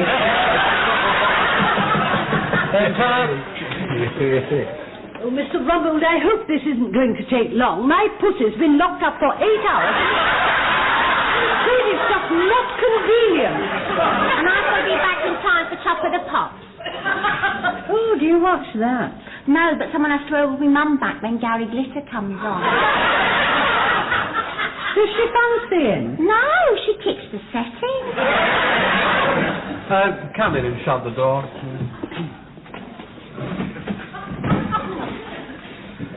Now, before I begin, have you reconsidered your decision not to help Grace Brothers over this difficult period? Are you determined to reject the board's generous offer? Perhaps as a senior staff member I should be spokesman? Carry on, Stephen. Yes, you carry on. Would you like our feelings in a nutshell, Mr. Rumbold? Please, yes. It's not on. I see. You'll have to up the ante, Mr. Rumbold. I mean, £5 goes nowhere. A loaf of bread costs 3 shillings. £5 is only 35 loaves. Where can you go on holiday for 35 loaves? It doesn't buy much crumpet either. I don't get the enjoyment out of it I used to in the old days. What, the crumpet? It's a break. It's possible we may be veering from the point. Yes. As I understand it, you are not accepting this offer, is that right? Speaking for myself, I am unanimous. Nevertheless, the store does have to close for those 2 weeks. However, young Mr. Grace did anticipate that the wind might blow in that direction, and so he is prepared to make what I consider to be an even more generous offer. He will pay for us to have a holiday in the sun, provided we agree to take it during the said 2 weeks. Listen, is all that for free? Well, Mr. Grace does happen to own Grace Air Tours and Grace Made-to-Measure Continental Holidays. Oh, that does sound a much more generous offer. Can we go anywhere we like, then? Well, no, that would hardly be fair. We all have to go to the same place. That's how these charter holidays work. Well, I vote we all go to Captain Peacock's Isle of Levant. I mean, look at the money we'll save. All we need is a pair of dark sunglasses. Oh, Mr. Lucas, you're not expecting me to go walking along the beach in my birthday suit. Very dark sunglasses.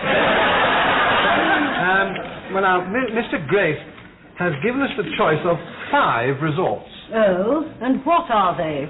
Well, I've had some slides prepared, so we can all have a look through them and then take a vote if you like to assemble in the boardroom. In the boardroom? Well, might as well be there.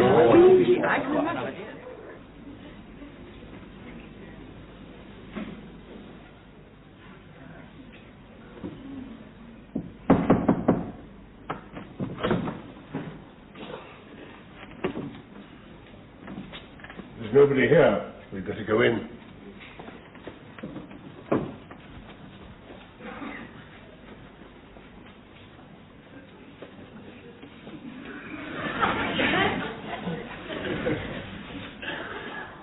You know, this is a great moment for me. I've been 37 years at Grace Brothers, and this is the first time that I've been in the boardroom. Oh, look, they've got a cocktail cabinet. It's tough at the top. And dry. Buy Arad, sell John Lewis's. Cancel that order. Fancy having that old barrow in here. Oh, yes, that's the original barrow that young Mr Grace used when he was selling fish in the marketplace. And the memory lingers on. Well, let us all seat ourselves, shall we? Right.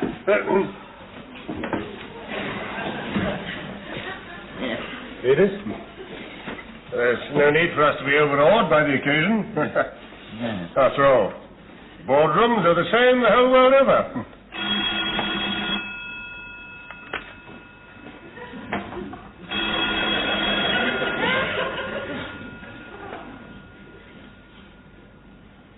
That's the phone. Right, first time, Captain Peacock. It'll be somebody ringing out.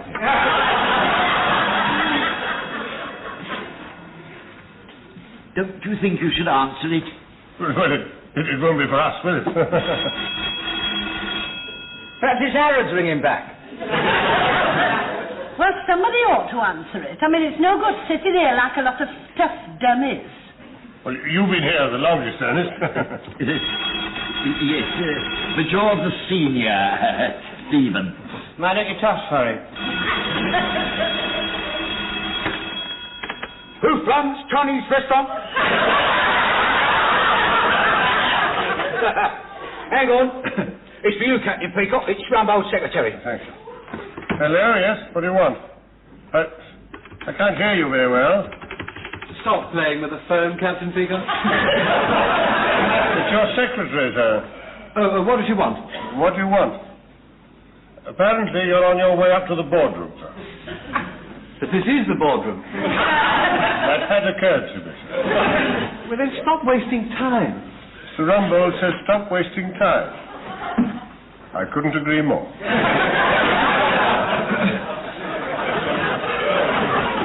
Well, now, I have the slides here, so we'll just run through them and we can choose where to go by a show of hands. Mr Mash, could you reduce the lights, please? Certainly, Mr Rumbold.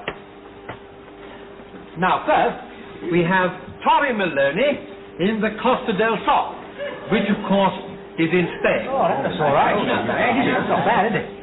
Golden sand, beaches lapped by the clear, tepid waters of the Mediterranean, and in the background the magnificent purple hills of the majestic Sierra rise tier upon tier into the blue bright sky, while nature deftly mixes semi-tropical multi-hued flowers and plants in a carnival of colour. Sounds quite nice. After dark, it vibrates to the tune of lively nightclubs and open-air gay cafes. Oh, I like it. Activities include tennis and golf at the nearby Campo de Sport. I like it even more.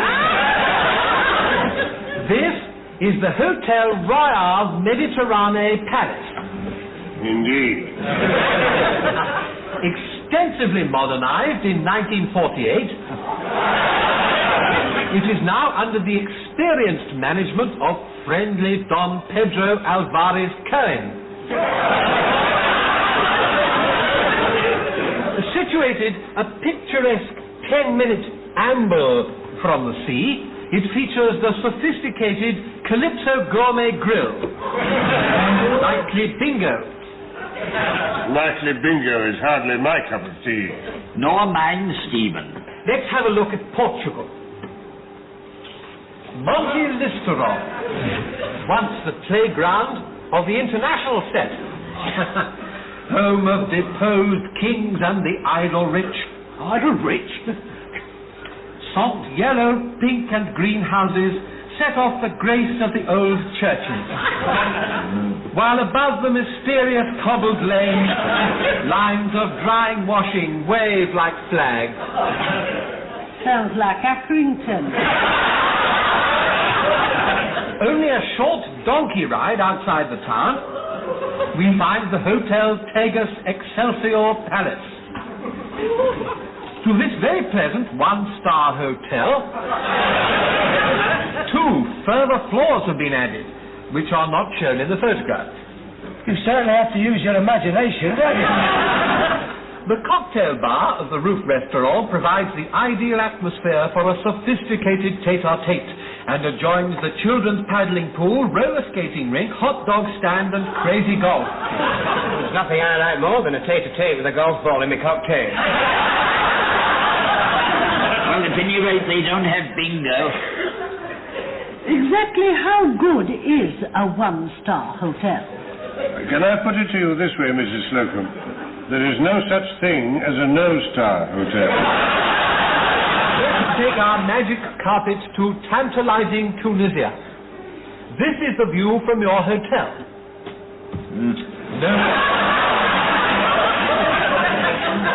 Note the burnished sands. The clear blue water is a mere 15 minutes away by jet. The unspoilt coastline presents a paradise of tranquility. Only 40 miles away is Sidi Belguli, famous for its pottery and wrought ironwork, a much favoured excursion point. Well, I'm not going to travel 40 miles in a smelly bus in order to see a pot. Gaza Guli Palace. You see him on the right? What, you mean that fellow looks like Peter O'Toole? You see the sandals he's wearing? Yeah? They've got him in dulces.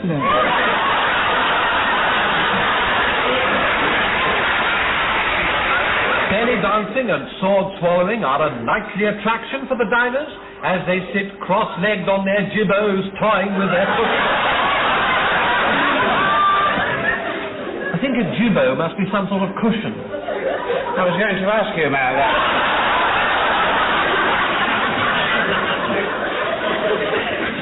What exactly is a pus-pus? It's an Arabic sago-y sort of dish. You eat it with the cut-off ear of a sheep. Well, I'm not sitting on my gibbo in a foreign region toying with me couscous. Not even with a knife and fork. I thought it sounded rather fun.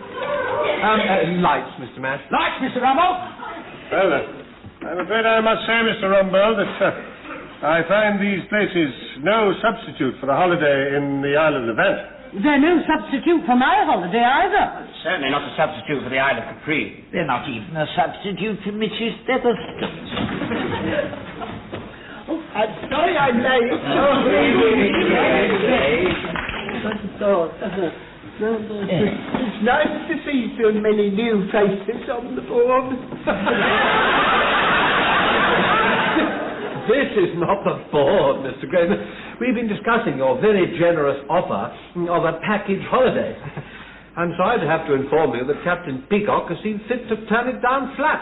I was only voicing the views of my colleagues, Mr. Grainger. in that case, you'd better have the money. I'll give you £50 each, and you make your own arrangements. I trust you're not going to turn that down, Captain Peacock. Certainly not, sir. No, that sounds a most acceptable solution. That's settled. Thank you, Mr. Grainger. Oh, yes, there's just one thing. The decorators can't make August, so you'll have to take the last 2 weeks in November. November, it's out of season. Oh, no, it's all right. You can all come and stay at Mrs. Featherston's. Photograph here. Oh, well, there's one consolation. If we all go to Mrs. Featherston's, we won't have to go 40 miles to find a pot there.